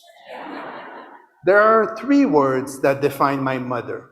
Nothing is impossible. These 3 simple words that most of us would easily dismiss because, of course, we all know that some things are impossible. But my mother truly believed that nothing was impossible. It was not just a motivational phrase. It allowed her to think differently and to be more creative. Most importantly, it removed the barriers that we impose on ourselves. You know, when we just give up because we're not even gonna try, because we know it's not gonna work, or if we ask the question, the answer will be no. And that's how she approached the ultimatum received from the ATP Tour, which considered that the former baseball stadium in Montreal was no longer suitable to host a major tournament on the men's professional tour in the mid-90s.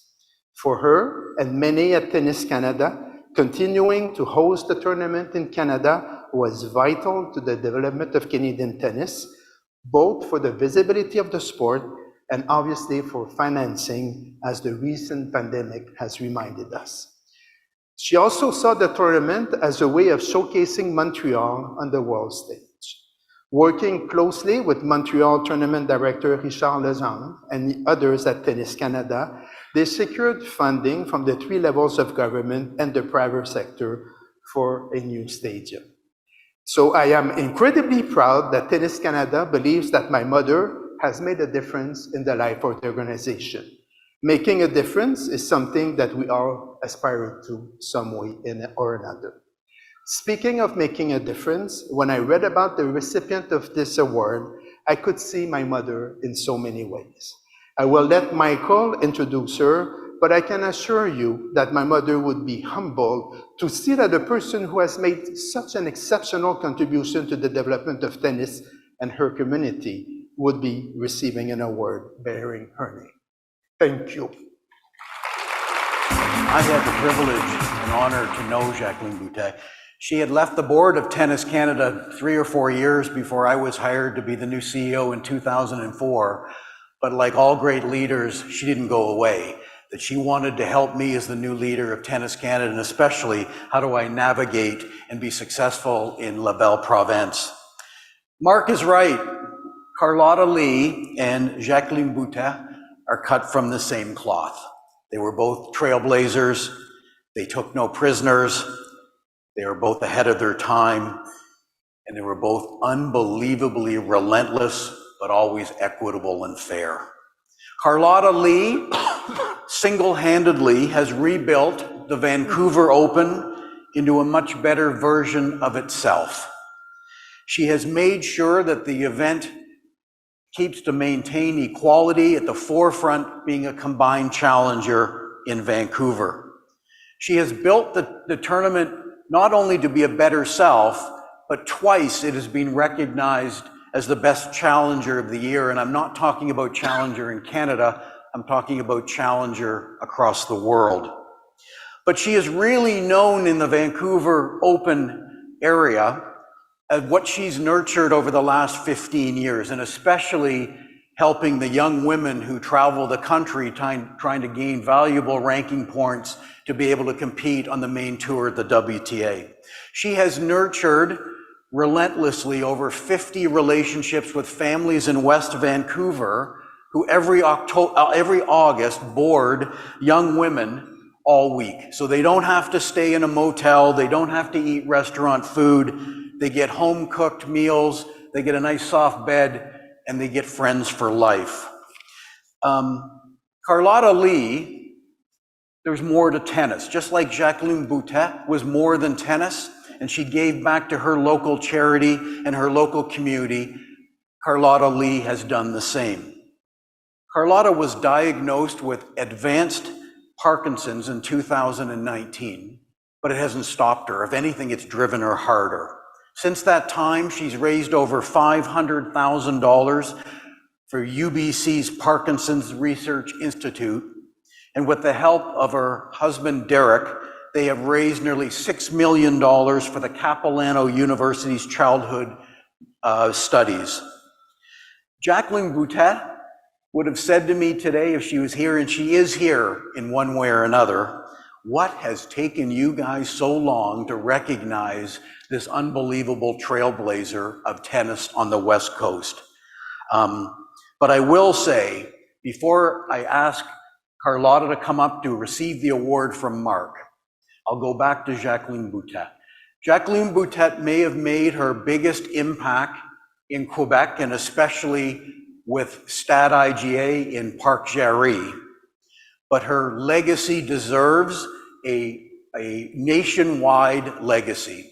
And we're getting that today because the award that we're going to be recognizing today is being done here in Toronto, and its first recipient is from the better coast, the left coast, Vancouver's own Carlotta Lee. So truly, her legacy is across this country.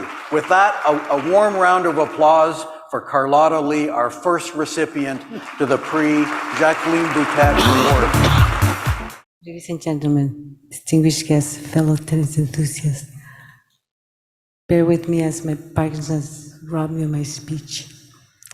I'm incredibly humbled and deeply honored to stand before you as a recipient of the inaugural Jacqueline Boutet Award. This recognition is a testament to the collective commitment of those who have worked tirelessly towards a more inclusive and accessible tennis system for all Canadians.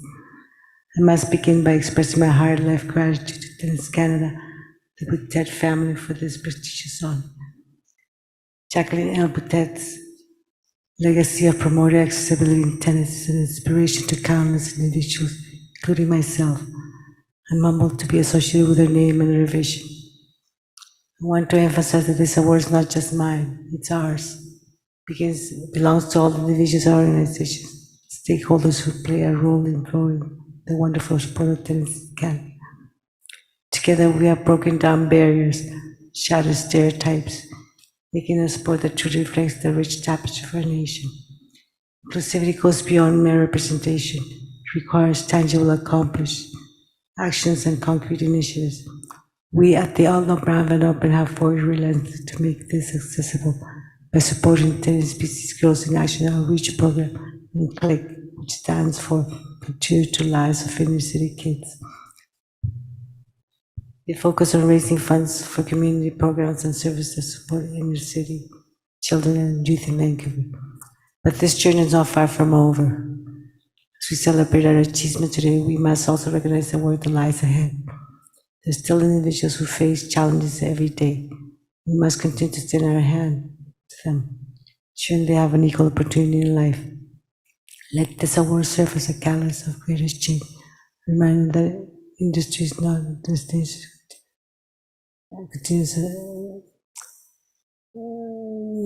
Let this award serve as a catalyst for greatest change and reminder that industry is not a destination, but a continuous journey.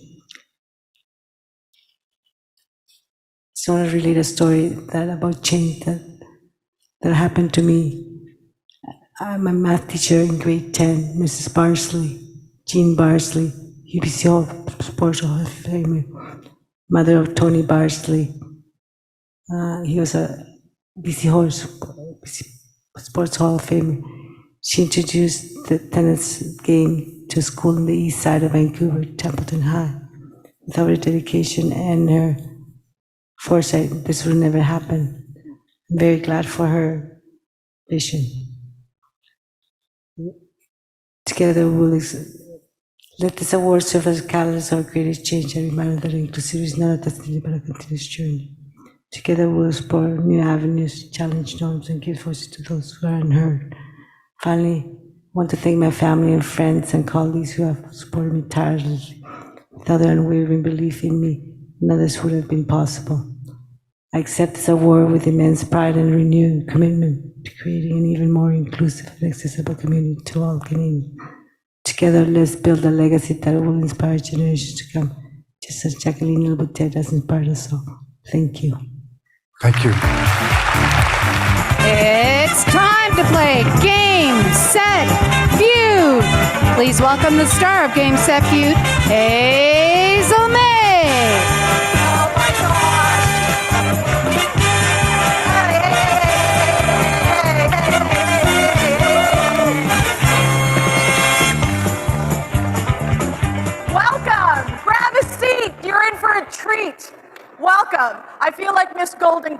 the change in outfits. But welcome to our game. This is called Game, Set, Feud. Game, Set, Feud. You're going to learn a lot and you're going to have a lot of fun. Are you guys ready to meet our two teams? I said, are you ready to meet our two teams? All right, please give it up for team athletes. Let's hear ya. Let's hear it. That's you guys, yes. This is all about data gathering, information gathering. So I'm gonna ask each of you to tell us your name, tell us a little fun fact about you, okay? Let's start with you. All right. So I'm Cindy Woodett. I'm a wheelchair basketball player and a Nordic skier, 5-time Paralympian. Tell us something that we wouldn't know if we Googled you. Well, her idea was that I'm French and we don't have family feud in Quebec, so I have no idea what's happening. But real fact, I play piano since I'm 2. Went to conservatory for about 12 years, so I don't think you'll find that. Oh, wow, that's cool. Welcome, welcome. Next up, your teammate. Hi, Diana Matheson, former women national team soccer player. Oh, thanks, crowd. Oh, now you're coming to life, crowd. Okay.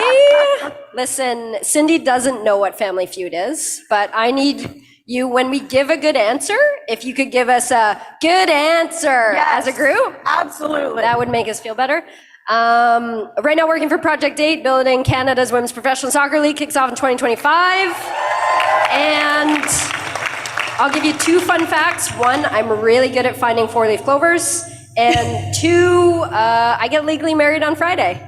Congratulations, she's officially off the market. Hi.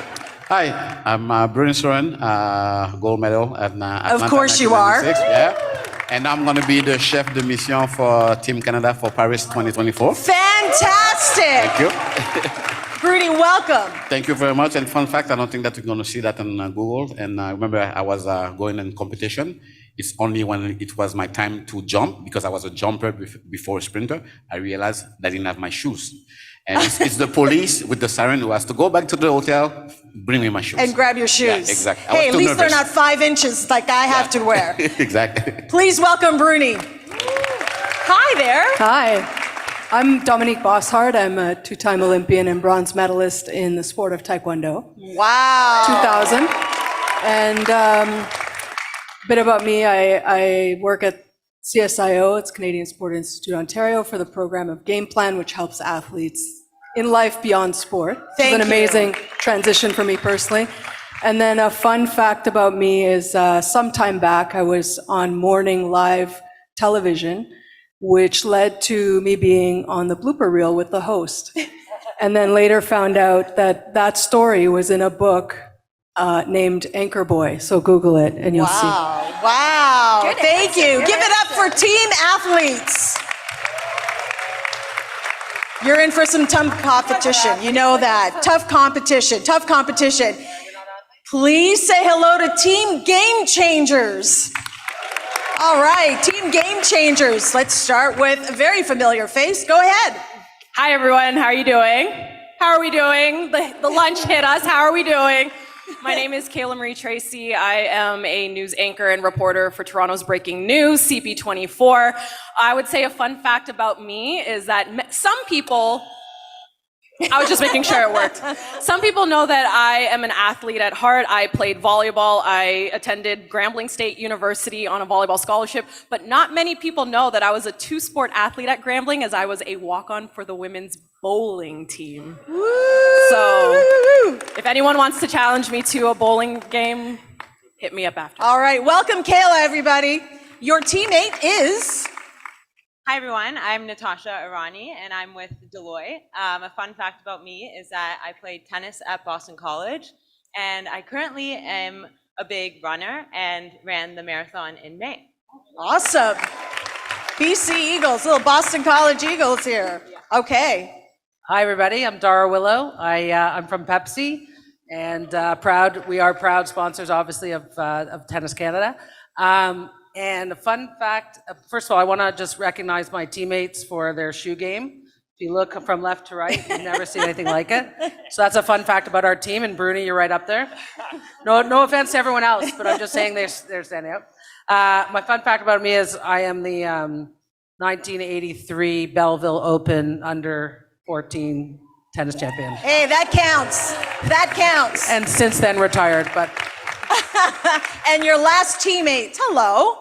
My name is Sam McDaddy, owner of Sam McDaddy Real Estate Inc. And in keeping the theme of tennis, fun fact, as I was many years ago, past life on a tennis scholarship as well, not too far from Grambling. We realized about an hour apart, which is pretty cool. So excited to be part of this today. All right, team game changers. Okay, so how many people remember Family Feud? Yes, yes.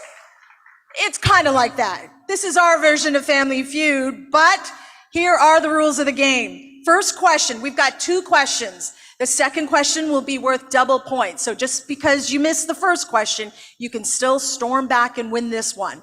First question will be answered in lightning style. The team who buzzes first and provides a correct answer will have a chance to guess the rest of the answers on the board. This is a legit operation. Wait till you see some of the graphics we have here. You get 3 wrong answers, and the other team has a chance to steal the points. So, of course, you can talk to your teammates, come up with the best answers. Most important of all, have fun. Team athletes, are you ready? Yes? You don't look confident. Team athletes, are you ready? Team game changers, are you ready? We're Audience, are you ready? Let's play Game, Set, Feud. I told you this is a legit operation we got going on here. Here we go. All right, let's see some clapping. Let's see some clapping. Okay, there we go. Here we go. First question. We've got our buzzers. They work thanks to Kayla. Little test. Our first question is, in July 2023, research was conducted with 964 Canadian men and women ages 18 plus via YouGov Canada weekly surveys. For those 964 Canadian men and women, what were the top 5 benefits children gained from sport participation? Kayla. Confidence. Show me self-confidence.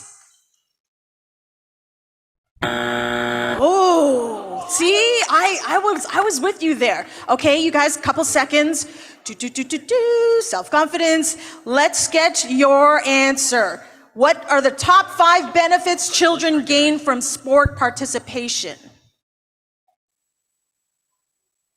Here we go, here we go, here we go. Go ahead. Better health. Show me better health. Correct.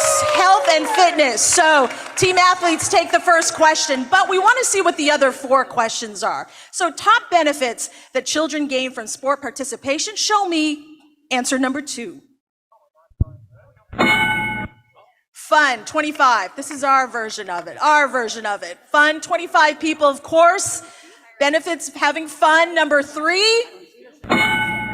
Teamwork. You can develop teamwork, of course. 20 people said that. Number 4. Friendship. You can meet a lot of people. Good friendship. How many people had friendship out there? Yes? Yes, I see a couple of hands. And the last benefit of children gaining in sport participation is mental health. Very, very important. Here's a fact for you. The top benefits for girls who participate in sport, as reported in Canadian Women in Sports 2022 Rally Report, are mental health and well-being, physical health, and social connection. Great. Hope you guys learned a little bit there. On to question number 2. Team athletes took question number 1, but this is double points. So whoever wins this one essentially wins our game. Question number 2, you can move the buzzer over to your next teammate or the teammate you think is going to get this lightning round question. Here we go. Bruni's feeling a little nervous now. Question number 2, here we go.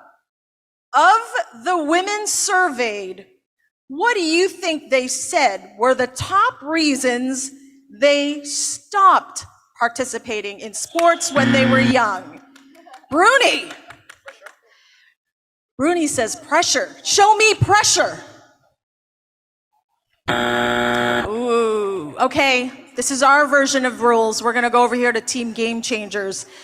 Pressure is not on there. Couple more seconds. We're going to tell you at least one of the top 5 reasons women stopped playing sports when they were young. Team Game Changers, what's your answer? We're going to go with lack of coaching. Lack of coaching, very smart. Kayla and Team Game Changers say one of the reasons why women stopped sports participation, lack of coaching. Is it up there? Yes, no coaches, no coaches. Congratulations. Let's see the top 4. The number 1 answer is number 1. Oh, we're going to go backwards. Injury. 15 people said that's why a lot of women stop participating in sports. Number 3, not fun. Why would you want to do anything that's not fun? Sir, you're out. Your mic drop, you're out. Number 2, too expensive. How many out there have stopped playing sports when they were growing up, younger, they're kids, because you just can't afford it or don't have the resources right now into sports? Is there a lot of you out there? That's a huge reason. And the number 1 reason why women stop participating in sport is no more programs. So lack of programs. Those are your top 5. So since the second question, double points, give it up for your winners, Team Game Changers.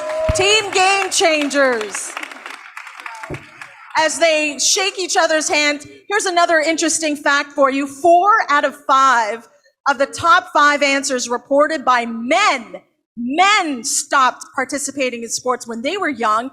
They were quite different, a little bit different. Their top reasons was that expectations placed on men playing sports a little too high. So that was their number 1 reason. And your bonus fact, because we're all about giving you extra here this afternoon, from the same 2022 Rally report, by the time a girl reaches adolescence, this is surprising, 50% of girls, when they reach adolescence, stop playing sports. That number goes way up when you look at aspects of their identity, including race, religion, and ability. So keep that in mind. 50% of young girls leave sports altogether. That's an incredible stat. Can we say thank you to team athletes for their participation? And thank you to Team Game Changers. Now, we're all winners, so listen up. I've got some goodies for you guys. For team athletes, Tennis Canada will make a donation on behalf of our athletes here to You Can Play, a project that works to ensure the safety and inclusions for all who participate in sports, including LGBTQ+ athletes, coaches, and fans. So, Tennis Canada, thank you for that donation to team athletes. Team Game Changers, you get stuff too. You receive a custom swag bag along with a consultation package from Canadian Women in Sport to take back to your respective organizations and help you and your team embed gender equity within your individual organizations. Details are in your swag bag. So can we say thank you to Team Game Changers? All right, I'm going to return this Game Changer blazer a little later on, but before that, we want you to watch this next video, because before we head into our next segment, you're going to hear from Valerie Tetreault, who went from top 100 in the world and worked her way to becoming the first woman tournament director of l'Omnium Banque Nationale in Montreal. And alongside her is Eugène Lapierre, her predecessor, who acted as her mentor and ally. Take a look. I remember you as a very solid player from the backcourt, pounding the ball left and right, not coming to the net so often. Tell me, am I wrong? Yeah, So you're I got pretty you. much, So right on. I got you there. I had a serve that was okay, but that could have been definitely bigger, especially like my first serve.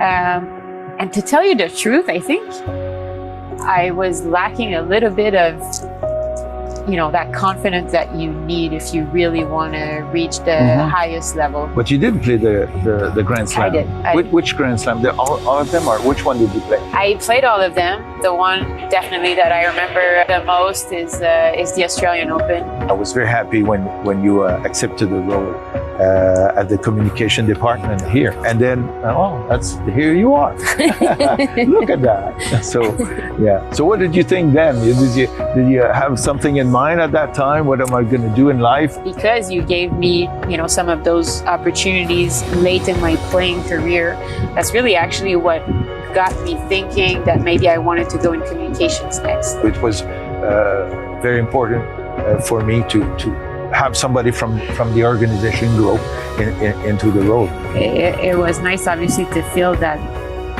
trust that I would be able to do it. You really built something that is quite amazing through the years. We will finally reach equal prize money for our event starting in 2027. And, you know, this, we will see an increase, obviously, in prize money in the coming years. You either feel like you're not doing enough in your work, or you're not doing enough in your role as a mom. But I think it's just about finding, I think, the right balance. Every morning as I, you know, walk to my office, I see that phrase at the top of what used to be your office. C'est juste du tennis. It's only tennis, guys and girls. I think it's always a nice way actually to start my day, especially right now, as you know, we're pretty close to the tournament getting started. And you're right, we need to keep this in mind. And thank you, Eugène, for... That's a good one. That's a good thank you. That's perfect. That's the best shot. Moi, c'est meilleur, ça, yeah. I'd like to introduce you to our segment host, Nouman Ashraf. He's an associate professor in the teaching stream within the organizational behavior area of the Rotman School of Management. For the last decade and a half, he's held senior roles at the University of Toronto, including most recently as the Director of Equity, Diversity, and Inclusion at Rotman. Please help me welcome to the stage, Nouman. Good afternoon, everyone. It's my pleasure to be in conversation with you and our panelists. But as we get started, can I ask for those that are able to please stand? Don't knock over any glasses or cups or anything like that. And if you could stretch out a little bit between yourselves and the next person in front of you or to your side. Ready? Jazz hands, jazz hands, jazz hands. And together, please. I'd like you to pay attention to which thumb you have over which thumb. I always have my left thumb over my right thumb. Out again. Jazz hands, jazz hands, jazz hands. And together again. And this time, I would like for you to put your non-dominant thumb over your dominant thumb. How does that feel? Weird? Great. Have a seat. I want to thank all of you for your engagement and involvement in what I think is the most important part of society, and that is inclusive leadership. But inclusive leadership begins with understanding that all of us have default settings, and default settings get us into trouble. It's like that thumb that we're used to, putting one over the other. To be inclusive is to be mindful.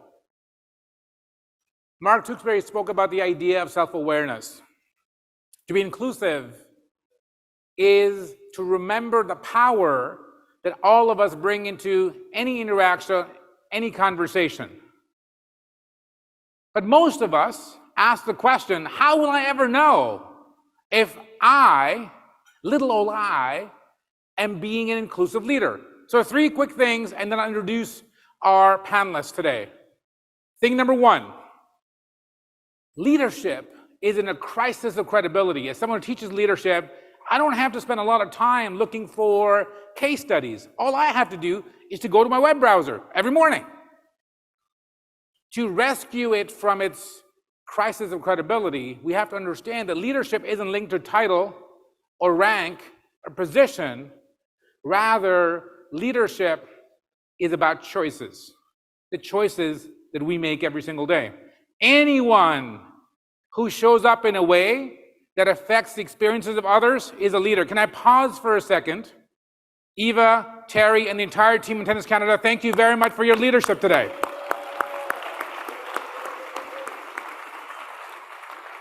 I'm not done with point number one yet. Inclusive leadership is understanding that we show up in a way that we create a culture in which every story matters. Today, we'll have an opportunity to hear from 4 extraordinary leaders and their stories. Thing number 2 we can do to ensure that inclusive leadership takes root. Mark asked the question of Michael, what are some leadership attributes that are important today? I got some bad news for you. I don't do leadership attributes, but I do pay a lot of attention to leadership behaviors. To me, the most important leadership behavior for inclusive leadership today is behavioral empathy. Anyone know what empathy is? Shout it out. What's empathy? Sorry? Walking a mile in someone else's shoes. Thank you. But you know what you got to do first? You got to do this. You got to take your shoes off first. Because if I don't take my shoes off and I walk a mile in somebody else's shoes, tell me your name, please. Sarah's shoes or boots or pumps or whatever, I don't get the full experience of Sarah's life. So what are some shoes we have to take off as leaders? Our training, our past experiences, and our fear of discomfort. Thing number 3, to make inclusive leadership a reality. Start today. I really want to thank Tennis Canada for having a conversation about equity in sport and inviting people like myself, you can tell, who are not part of professional sports, right, into the conversation. Because I think inclusive leadership requires the work of all of us. So what I'd like to do is I would like to briefly introduce all of our speakers today. I want to begin by saying that these are speakers that are making time today to be part of our conversation. And so I am going to begin with Sheila Cote-Meek, who is a professor. Sheila is known to me. Sheila, can I ask you please join us here on stage? Come on up.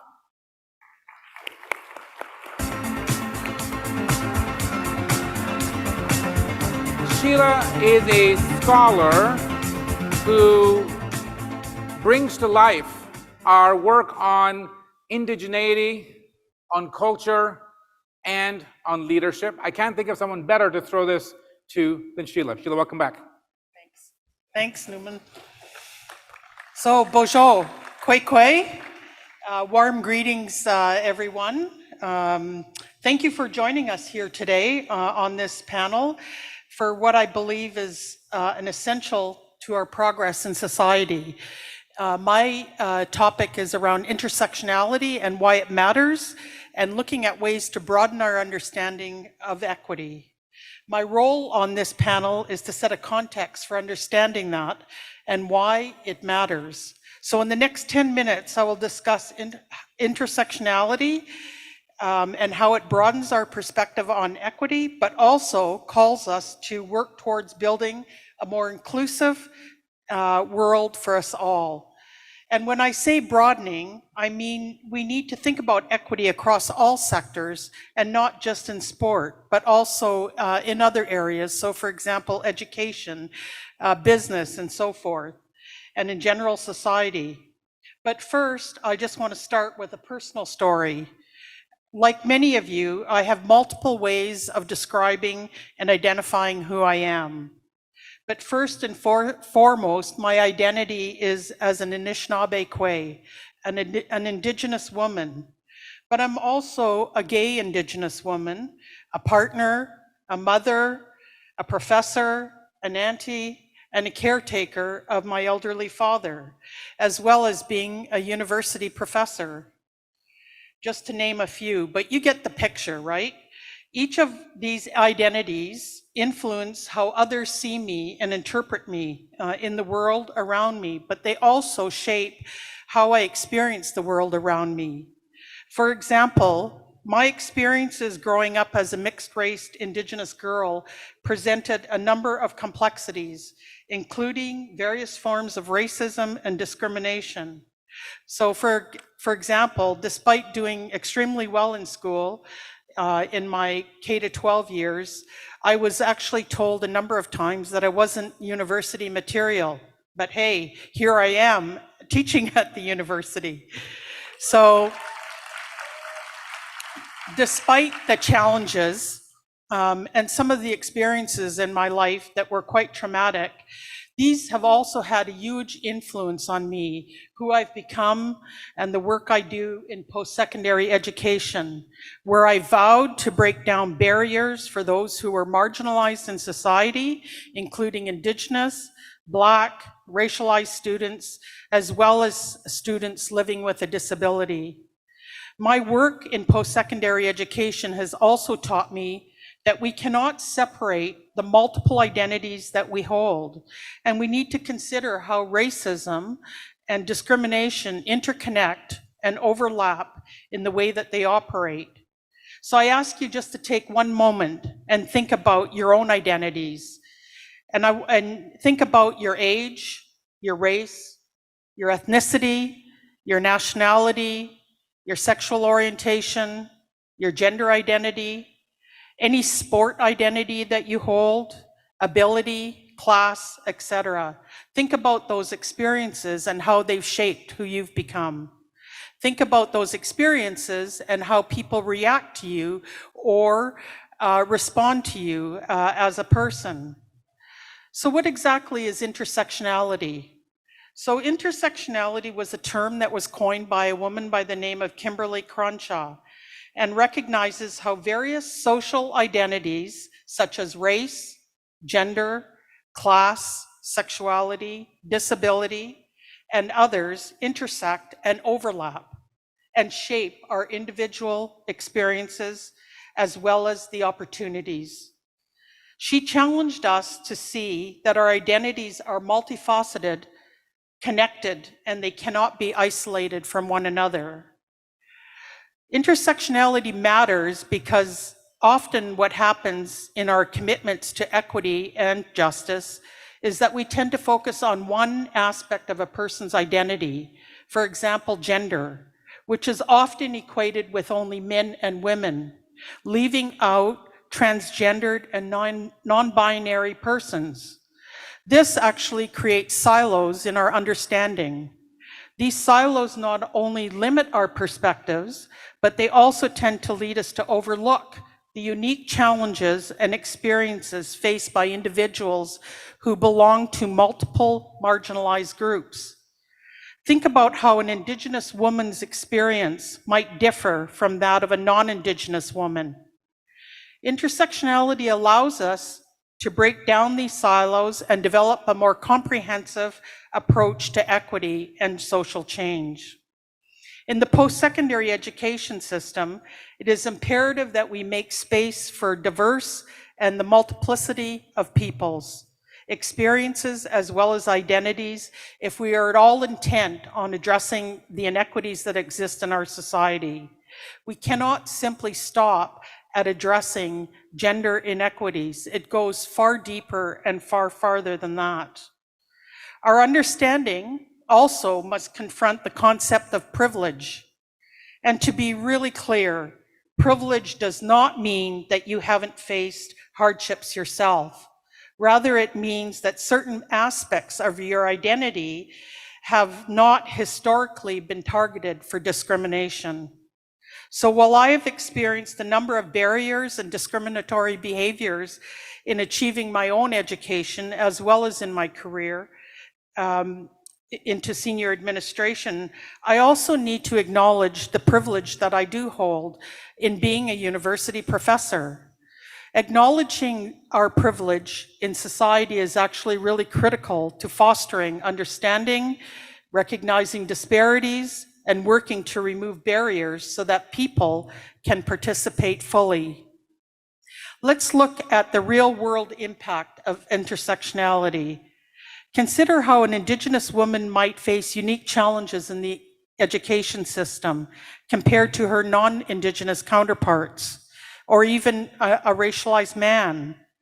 For example, in the higher education sector where I work, women's presence at senior and executive levels positions in academia is disproportionately low, with fewer than 30% in these positions. And when I look around the executive table in my previous role, there were no Black or other Indigenous women that were visible.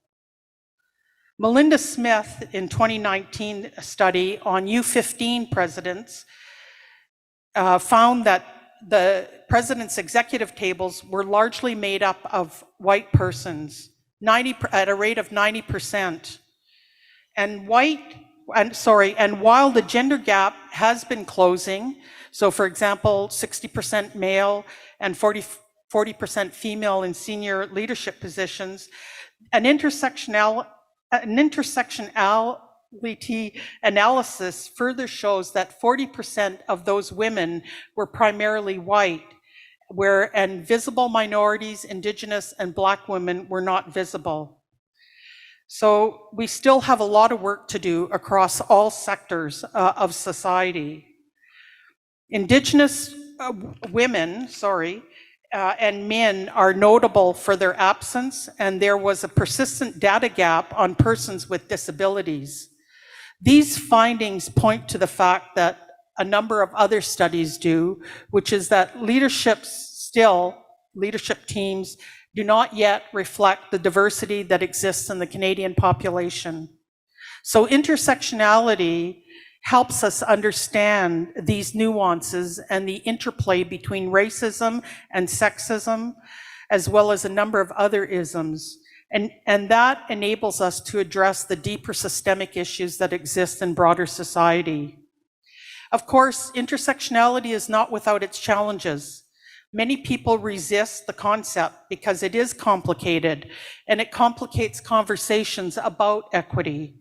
We are naturally really attracted to neat, tiny parameters around identities. So we like to focus on gender, male and female. We don't want to kind of quote unquote muddy the waters with adding any other gender identities within that pool, because it makes it messy and it makes it difficult for us to understand how we're going to address those issues.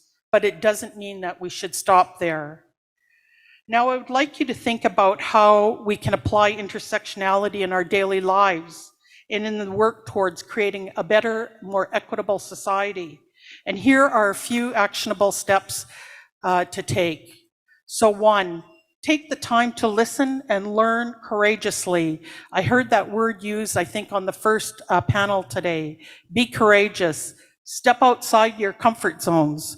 I found that educating ourselves about the multiple and different identities and experiences so important to my own learning about diverse perspectives. So for example, while I am an Indigenous woman, I do not profess to understand all Indigenous peoples in Canada. In fact, did you know that in Canada that there are more than 630 diverse First Nations communities, which represent more than 50 different nations and have over 50 different Indigenous languages? Think about that for a moment. Second point, create space and amplify voices. Create opportunities for others who have been marginalized in society. Create space for their stories and experiences to be heard and to be acknowledged. Sit at tables and look around at who's represented, but also look at who's not there. The third point, work in collaboration and be an ally. Partner with diverse individuals from diverse backgrounds and be intentional about it. and be intentional about that, but also about your learning in order to foster inclusive societies. And 4, and I find this really one of the most important pieces, is to challenge stereotypes, racism, and discrimination. So when you see it happening, you hear it happening, stand up and speak out, because if you don't, then you're implicated in perpetuating ongoing discrimination and ongoing racism. It means that, again, that you have to be courageous and step out of your comfort zone. And finally, be an advocate for change. Support policies and practices that address intersecting challenges faced by marginalized communities, and ask questions. So in closing, intersectionality matters because it enables us to see the world through a wider lens, one that is more inclusive, compassionate, and informed. By embracing the notion that intersectionality matters, we can deepen and broaden our understanding of equity and are more likely to work together as a society where everyone feels valued and respected across all sectors, including sport, including business, including education, for example. So let us all work together, making intersectionality a cornerstone of our approach to thinking and working through equity and social justice. Miigwech, merci, and thank you. I want to share with you the experiences of a couple of icons in their fields. W.E.B. Du Bois was the first African American to receive his PhD from Harvard University, the first African American, in fact, to be professor at Harvard University. To this day, the Center for African American and African Studies at Harvard is named the W.E.B. Du Bois Center. When asked about his experience at his alma mater, Harvard University, he said the following: I was in Harvard, but not of it. What do you hear in that? I was in Harvard, but not of it. That's the difference between what I call diversity by default and inclusion by design. Inclusive leadership isn't simply building for, it's designing with the intersectional lens that Sheila has invited us to consider, to understand the broader range of human experiences that make all of us who we are, is an invitation to be inclusive. The second quote comes from Billie Jean King, who was here last year. And she said, pressure is privilege. The pressure that each of us feels based on the privileges that we enjoy is a reminder that we must do more. To speak more about our role in society, to embrace our story, I have the privilege of inviting to the stage Enoch Mwamba, who is our own Toronto Argonaut, who, as he'll tell you very quickly and show you, I had the privilege of trying it on, his own Grey Cup ring. He's joined here today by his U of T alumna wife, Jessica. Good to have you here, and his daughter. So without further ado, Enoch, please come and join us here. Thank you. Ooh, there's a lot of people here. I'm extremely privileged to be even in the presence of so many great individuals. I'm actually in heaven. I'm actually in heaven. So Nouman asked me earlier, he said, Enoch, tell me something that people wouldn't know about you, that wouldn't be able to Google. And I forgot to tell you, Nouman, we actually got married in this same venue 6 years ago. To Jessica. Jessica, give me a wave so everybody knows you're taken. So my beautiful wife and I got married 6 years ago, and this very room, which is nostalgic. Remember everything in here. But let me get to it. My wife usually tells me I talk a lot, but I think I'm just long-winded. So I'll try to keep it succinct so I can be to the point. And so, like I said, I'm humbled to be even here, to have been asked by the team, Terry and the whole team, Tennis Canada team, to even stand here and be able to share my story. I mean, I came here really wanting to share my story, wanting to share my journey, because I know how much power is in people's journeys. And I'll tell you what, guys, like absolutely full from everything that I've already received, right? A lot of times people always say, like, it's better to give than to receive. It is so true. And when you try and give, that's when you receive the most. And so I hope that my journey, my story may also be of value to you as you continue on, even in the topic of inclusive leadership. And so I heard somebody say, man, that's a big ring. Yeah, it is pretty big, huh? It's a pretty big ring. So I've been playing professional football for 12 years. 12 years. 12 years. Now, it might not sound like something crazy, but the reality is, let's do this. I'm going to ask a question. Making eye contact, so I might have to ask you. He's like, dang. But what's the average length of a professional football player? In your opinion, just guess, quick guess. I got time clicking. 10, that's way too much. I got 12, but that's way too much. Somebody else, put your hand up. You're looking at me. You're looking, oh, I see right there, right there, right there. 4, still too much. Anybody else? Anybody else? Last guess, last guess. Come on. 2, no. It's actually 3. The average length of a professional football career is 3 years. 3 years. And I'm at 12. At 12. So it's something that I'm absolutely excited about, but also I cherish very dearly. And over the course of my career, I've learned so many things that I hope to be able to share with you guys, and I hope that you guys can find value in it as well. 12 years. 12 years. But every time I talk about this, every time I talk about the length of my career, I talk about my journey, I'm always forced to go back to the beginning. To the beginning. How many of us here have people or parents that were born outside of Canada? Yes, yes. How many people were born outside of Canada? Okay, I see a bunch of hands up as well. See, I was born in Africa, in the heart of Africa, in the Congo. And if you know anything about Africa, you know that when you say football, you're really talking about soccer. And so I had no understanding, no knowledge of the game of football.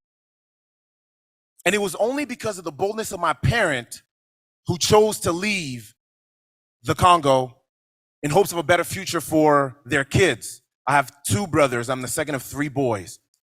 And we moved to Canada.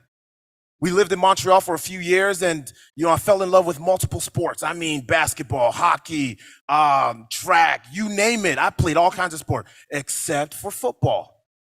I grew up in Mississauga, and it wasn't until grade 10 that some people that were in my circle, people that were in my circle, started telling me, hey, you should try the game of football.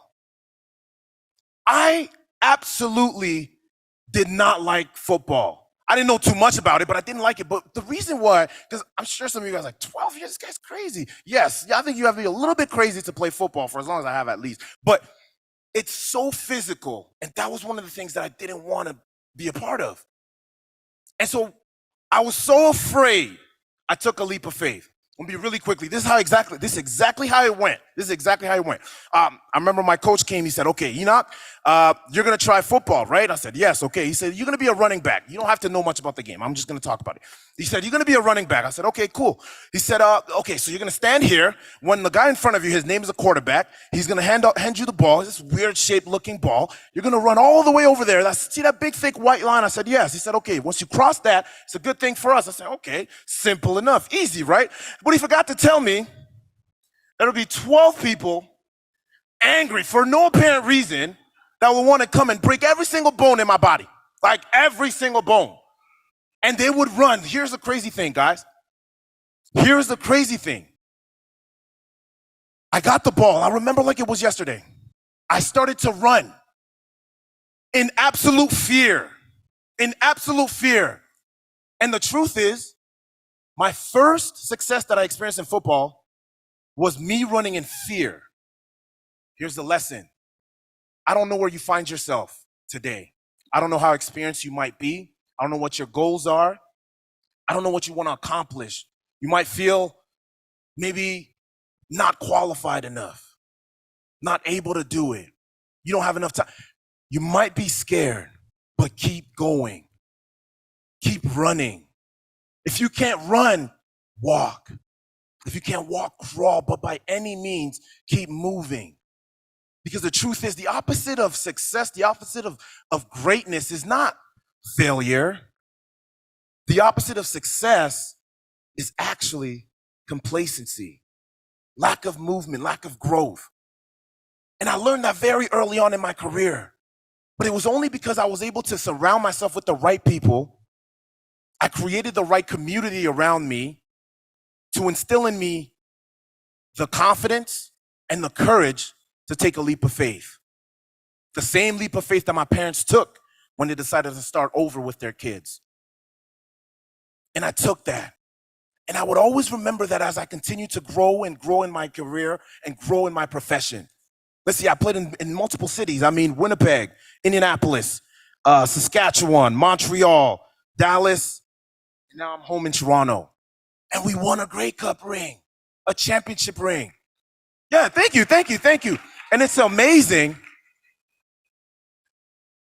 But over the course of my career, guys, one of the things that I will tell you, ladies and gentlemen, is that it's not about the ring. It's not about the MVP trophy that they gave me. It's not about the championship trophy. It's not about any type of status or any type of trophy that they might hand you. The truth is, it's really about the impact that you can have on the people that are around you. And that's how I've chosen to live my life. That's how I've chosen to grow in my career. Because I know that I wouldn't be here if I didn't have the people that were around me. I'll leave you with 3 points that have absolutely changed my life and allowed me to even stand here in front of you guys. The most important thing, whether you're a newcomer to the country or a newcomer or someone new in a new environment, create your community. Because it is your community that allows you to have that confidence that I talked about, that courage that I talked about, so that you can leap and soar to new heights. The next thing is simple. Take that leap. Take that leap, because guess what? Growth, success, greatness, and comfort cannot coexist. And so take that leap. Utilize the community around you. Utilize that community. And the last thing that I love to talk about is the fact that a lot of times people want to get into new communities, but to forget the fact that your true power is in your identity, is in who you are, in your uniqueness. And so don't lose yourself, but grow in that community. I don't have that much time anymore left, but I'm so humbled to be here, and I talk about it. You might think I'm just up here saying some stuff, but I'm standing here as a husband to my beautiful wife, Jessica, but a father of 3 girls. Thea, who's actually here in attendance. Are you here, Thea? She's right there waving at me. Ada and Briella, beautiful girls. And I'm so encouraged when I stand here today, listening to the various speakers that came up, listening to the executive at Tennis Canada, and the goals in the future that are to come in the future. I'm absolutely enthusiastic about what's coming, because I know that my daughters and girls that look like my daughters and that aspire to be great are in great hands. So thank you, Tennis Canada. And more than anything, I also want to say thank you to everyone that's sitting here today, because truly, you are all champions. And being a champion is not just about the ring, it's not just about the trophy or something that's handed to you. It's about a decision that you make. And it's about the actions that you continuously, repeatedly do. And so I'm gonna do one thing before I get off. I'm gonna say one thing, and I need your cooperation. I'm gonna say we are, you say champions. We are. But I need you guys to say it like you really mean it. We are. We are. Thank you. In honor of Enoch, I want to share with you a story that comes to us from East Africa. The story of a lion cub who comes to his mama, the lioness. He says, "Mama, are you not the queen of the jungle?" She said, "Of course. What sort of question is that? I'm the queen of the jungle." So then why is it that in every story that I read, it ends up with a hunter killing the lion? Mama pauses and says, "Son, every story will have precisely such an ending until such time as when lions learn how to write." The question of how do we imagine an inclusive society, inclusive culture, inclusive team has everything to do with the narrative that we inherit, that we share, and that we actually perpetuate.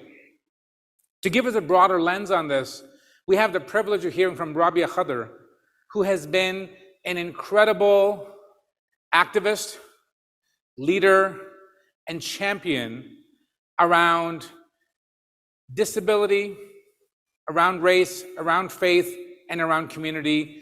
Rabia, I have known personally for over 2 decades, is an inspiration to me and to others, who reminds us that if we are serious about inclusion, about equity, we can't do that without understanding that human rights, society, and our actions make a difference. Rabia, please come and join us here on stage. Thank you. Good afternoon. Can everybody hear me okay? Should I parlez-vous another language? Like, shall I flip into Thori Thori Punjabi, ya Thori Thori Urdu, or, Shwaya Shwaya Arabi, something? Anybody speak any of those languages out there?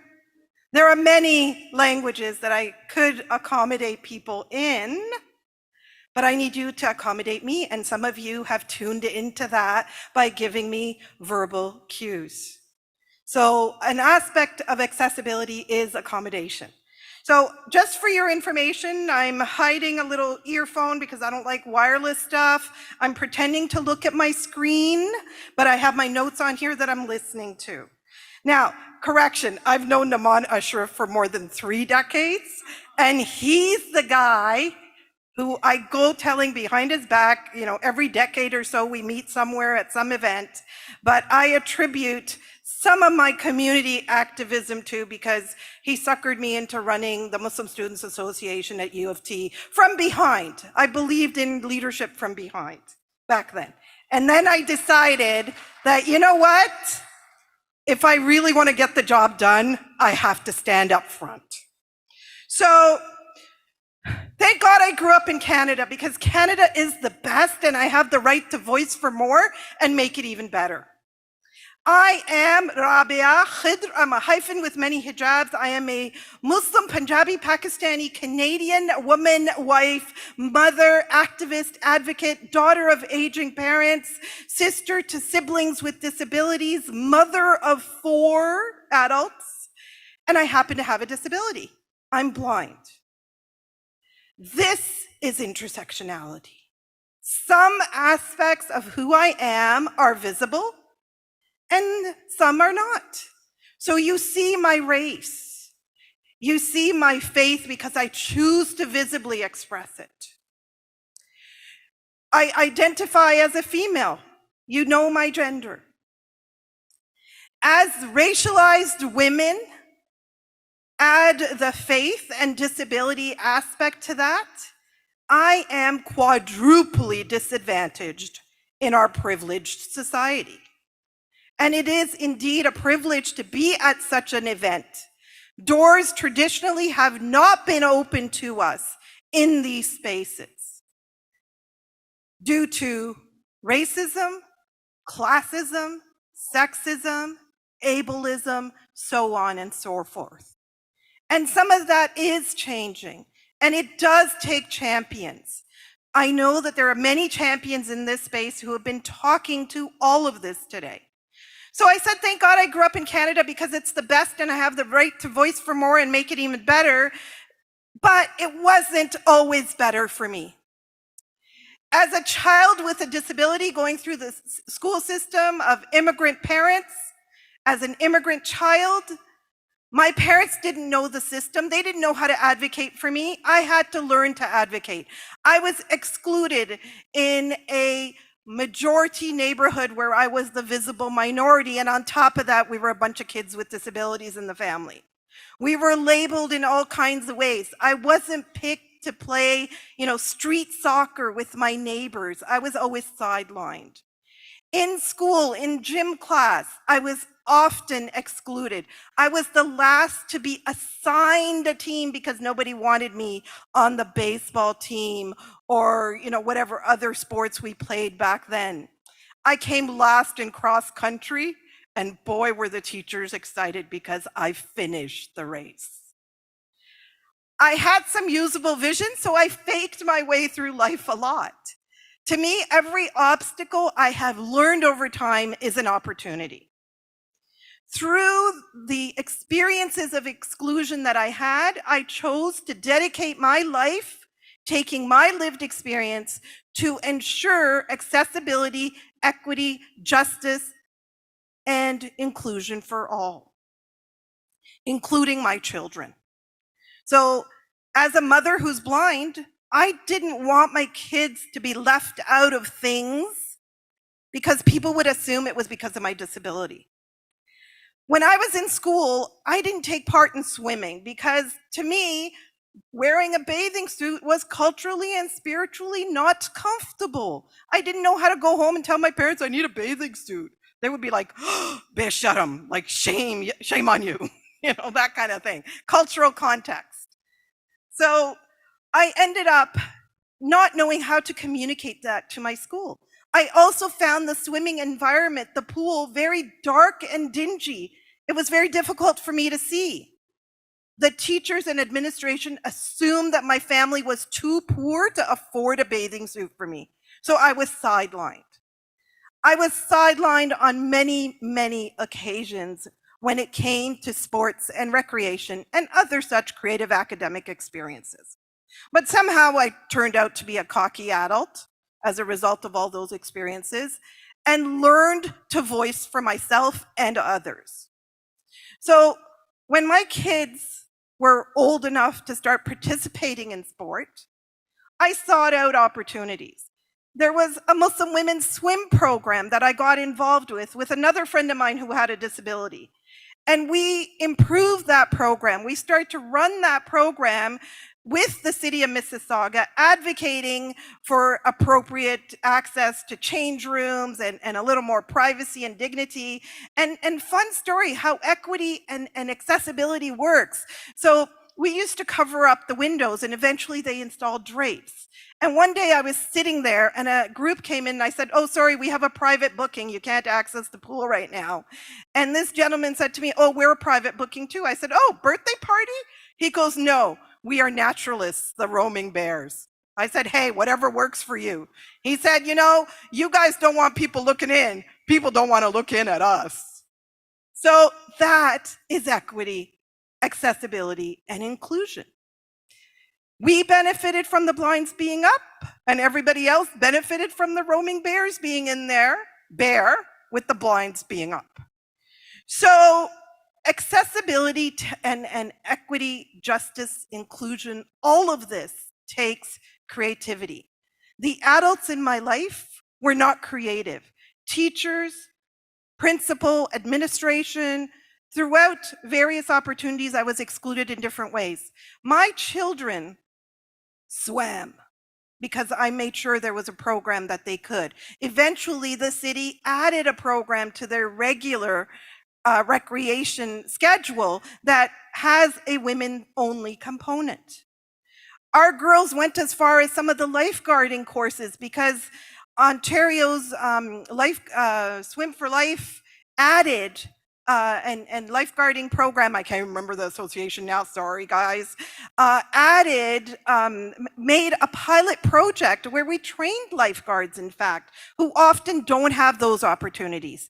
Yes, money plays a big role in professionally developing your sporting skills. Classism and ableism is across the board. It's not just about how to win the sport or win the game. It is in fact about how you play the sport. A little bit of creativity goes a long way to providing accessibility for everybody. Today, we run an Access Kicks program alongside a House League soccer program to ensure that folks with intellectual disabilities get to wear a team jersey, get to kick around a ball in modified sport, to score, to kick, to play. They don't have to be in a proper organized team. They have fun. Fun is an integral part of sport and well-being. They feel confident. I talked about my girls. My girls chose to wear hijab, which I did much later in life. And that's my ding-a-ling. Much later in life. And they ended up playing varsity sport, uniforms. They found ways to modify them for themselves. They wore their soccer uniforms with a long sleeve and leggings underneath. And they played, and they were proud of playing. Confidence, self-esteem, mental and physical well-being matter to everybody. It matters to people with disabilities. A champion is someone who continues to play the game until they get it right, as Billie Jean King said. And we're all obligated to do our part to change the system. We have to voice, and we have to voice for more to make our society better. What's in our culture that's a barrier to participation? Does hijab, how we dress, what we wear, how we handle a ball really make that much of a difference? As long as we play by the rules of the game, let's address some of the barriers that build into the culture of the rules. Thank you. Thank you, Rabia, for that deeply personal narrative, but a universal call to action. So I have a guess. My guess is the following: that some of us, if not many of us, may be finding ourselves going down a downward spiral of guilt and shame. And if that's you, I want you to stop. Because I don't believe that guilt and shame are meaningful drivers of leadership behaviors, of inclusive leadership behaviors. Instead, we have a choice. The choice that I want to end off on in my call to action with you is commitment and love. If you're going, WTF, what the falafel? Why is a business school prof dropping the L word? It's not even leadership. Well, James Baldwin once said that love allows us to take off the mask that we feel we cannot live without, but we know we cannot live within. One more time. Love allows us to take off the mask that we feel we cannot live without. All of us in this room, myself included, feel an enormous amount of pressure every single day to perform the role of an inclusive leader. And that is just BS. And of course, by that, I mean bold statement. Performative leadership gets us nowhere. Inclusive leadership is one that says performance is not enough. Instead, we must lean into love. Loving for others what we haven't experienced for ourselves. And that's what makes us great. I'm going to close off with an experience that informs my role as an educator. This happened about 7 years ago. So it's just about maybe 3 weeks later. It's the first week of September, right? Our classes started at the Rotman School. And shout out to our Rotman alumni that are in the room, right? And I have this habit. So I had my first caffeine shot at 5 o'clock in the morning. So by 9:30, I'm ready for my next drip, you know? So I go downstairs with 2 mugs, not just one. I look for someone I haven't met in the hallways. And this early September morning, I find someone, a young person, sitting by themselves. And guess what? They're not even looking at their phone. I'm like, wow, nirvana. So I go up to them and say, hey, what are you drinking these days? And they look at me like I'm crazy. They're like, sorry, who are you? Like, my name is Nouman, I'm a professor. I'm gonna get my latte at the second cup. What's your beverage of choice? And they say, green tea. I'm like, dude, it's not like valet, it's self-serve. Come with me, we'll go to the south end of the building. I get my latte with honey, he gets his green tea. While we're waiting for our order, I say to him, so how do you like our program? He says, it sucks. That conversation got really awkward really quickly. As I'm walking back to the elevator, so I ask him, so like, what's up with our program? He said, I don't want to talk about it. Okay. Go back to my office on the 6th floor, leave my door a little bit open. 10 minutes later, knock on the door. There's a person with a mug. He goes, here's your mug. I washed it. He says, great, thank you. He said, I'm going to tell you what sucks about this program. I said, sure. He said, may I come in? I said, sure. I close the door. I said, sure. May I have a seat? Sure. He said, you can tell I'm black. I said, I can. He said, I'm from the States. I said, I didn't know that.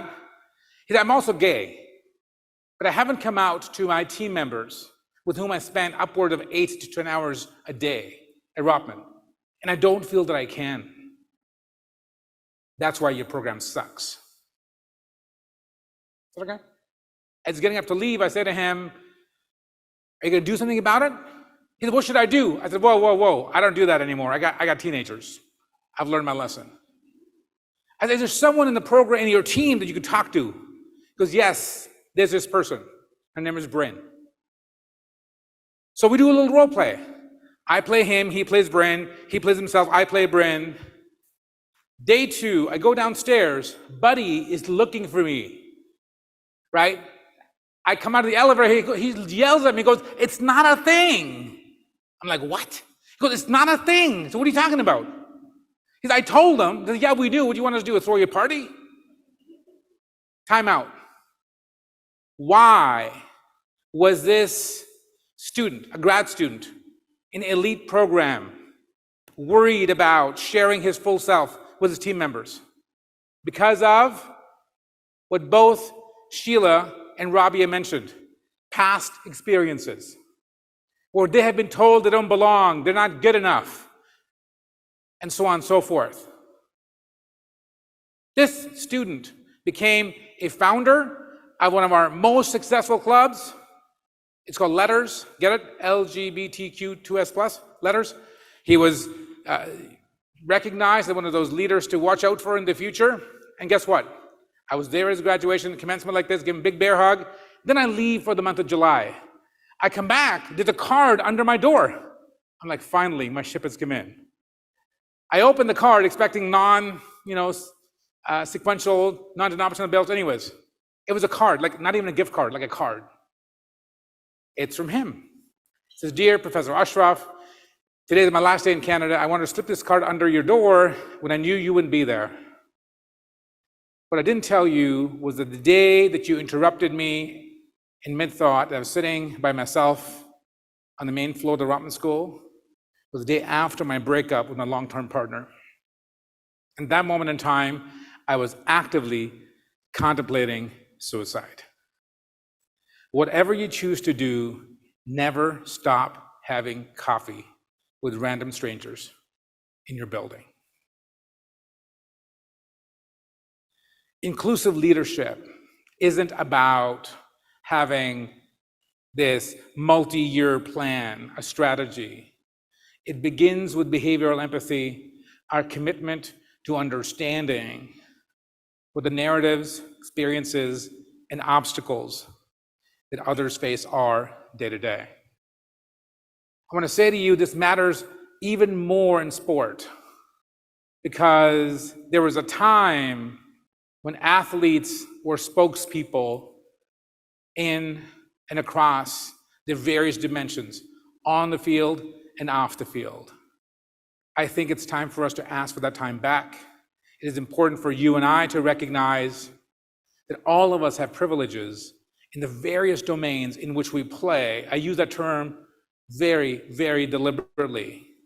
On the field, in our organizations, and across communities. I moved to Canada 33 years ago from the US. And if you were to ask me what is the best part about being a Canadian, the thing that makes me proudest of being Canadian is that we are a work in progress.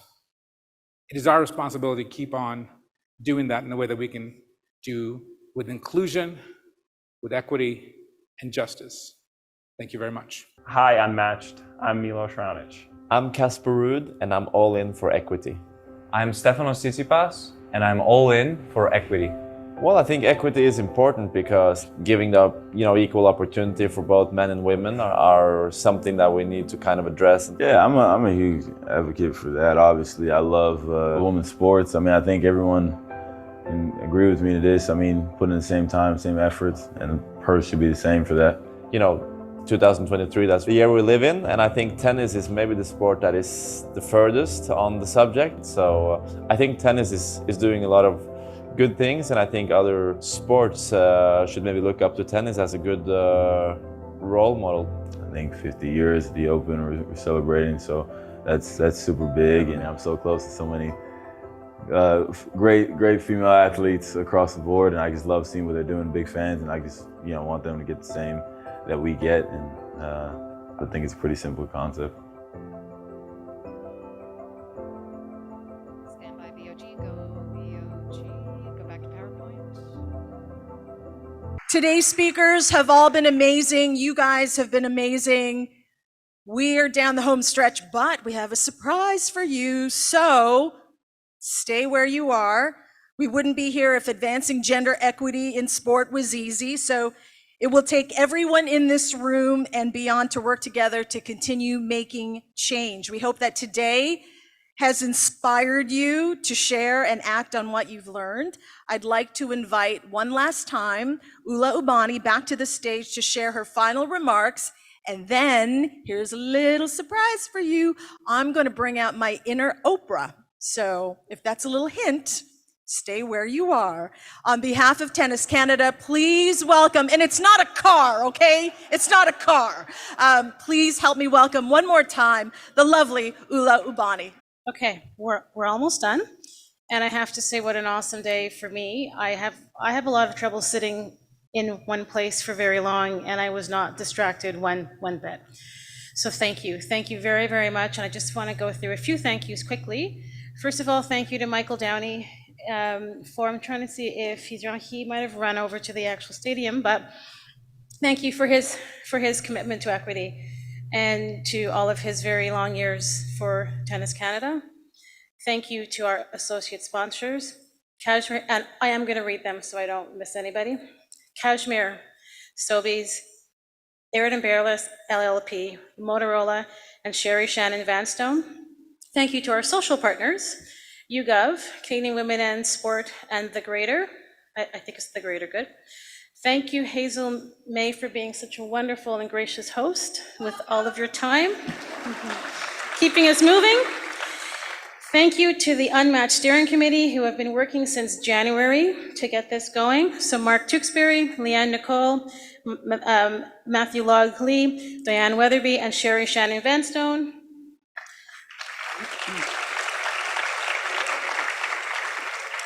Thank you to GEM Events, the production team, and all the volunteers who, without them, we couldn't make this possible.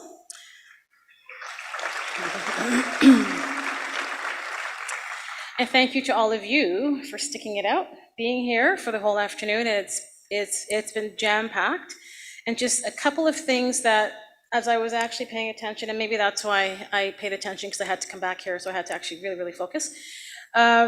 Default settings will get us into trouble. Be intentional, be self-aware, make time for the next generation, create space, and look at who is not around the table. To make inclusive leadership a reality, start now, lead from the front, keep moving. Thank you, everybody. Ta-da! Okay, you all notice that I have a beautiful addition to my outfit. As a surprise, you will each leave with one of these, stand by. You will each leave with one of these beautiful crew neck sweaters today. This crew neck created to showcase solidarity and allyship for the broader equity in sport movement across Canada. The lilac color is a nod to purple being historically associated with efforts to achieve gender equality and ultimately symbolizes the reason why each of us attended here today, that we are all in for equity, and it has it on engraved right here. Okay, thank you. We are all in for equity. So we encourage everybody to wear your limited edition All In for Equity crew neck by posting on social media using the hashtag EquityCrew to inspire others to really join the movement. I have a feeling we may need to widen this ballroom next year. Thank you, Tennis Canada, for having me as your host, for really slumming it and asking me to be here. Thank you, Eva. Thank you, Terry. Thank you, Tennis Canada. So quickly, when I was 13, I wanted to be the next Chris Evert and Martina Navratilova. My father would drive me to the public courts. He was a new Canadian, never picked up a tennis racket before in his life. He drummed up whatever extra money we had to hire a private coach at the time. I thought it was really good. I showed up every Saturday morning, 50%, because I knew I was going to win Wimbledon one day, and the other 50% I wanted to impress my 19-year-old tennis instructor, who was this really chill surfer dude. But as a new Canadian, when that tennis instructor said to my father, I think Hazel might have potential. You know, maybe we can do something with her. And as a new Canadian, my father had no idea, had never seen young girls in Canada do what Leila Annie Fernandez is doing today. So he said no. So you always kind of wonder what would have happened if there was a Leila Fernandez back in the day. And I'm so thrilled there's a Leila Fernandez today, so those young girls out there can aspire to be on a tennis court and can maybe win Wimbledon one day. So we hope everybody continues the afternoon networking, saying hello to everybody, and just getting to know each other. Right now, before I said goodbye, I want to invite all our speakers on stage for a group photo. Have we all enjoyed ourselves this afternoon? Yes? And the most important, have we learned at least one little piece of information that we can take away from this ballroom and make the world a better place and have a little bit more gender equity moving forward? Next year is going to be even better than this year, so you might as well grab your tickets or reservations or something, Terry, because I have a feeling this event is going to get bigger and better every year. So all our guest speakers on stage for the photo op, on behalf of everyone here, the organizers, Terry, Eva, my stage manager, Cherie, Char's right there, all the audio people, we love you. Maria Sharapova was here. Like, come on, Maria Sharapova was here. Thank you, everybody. We will see you next year.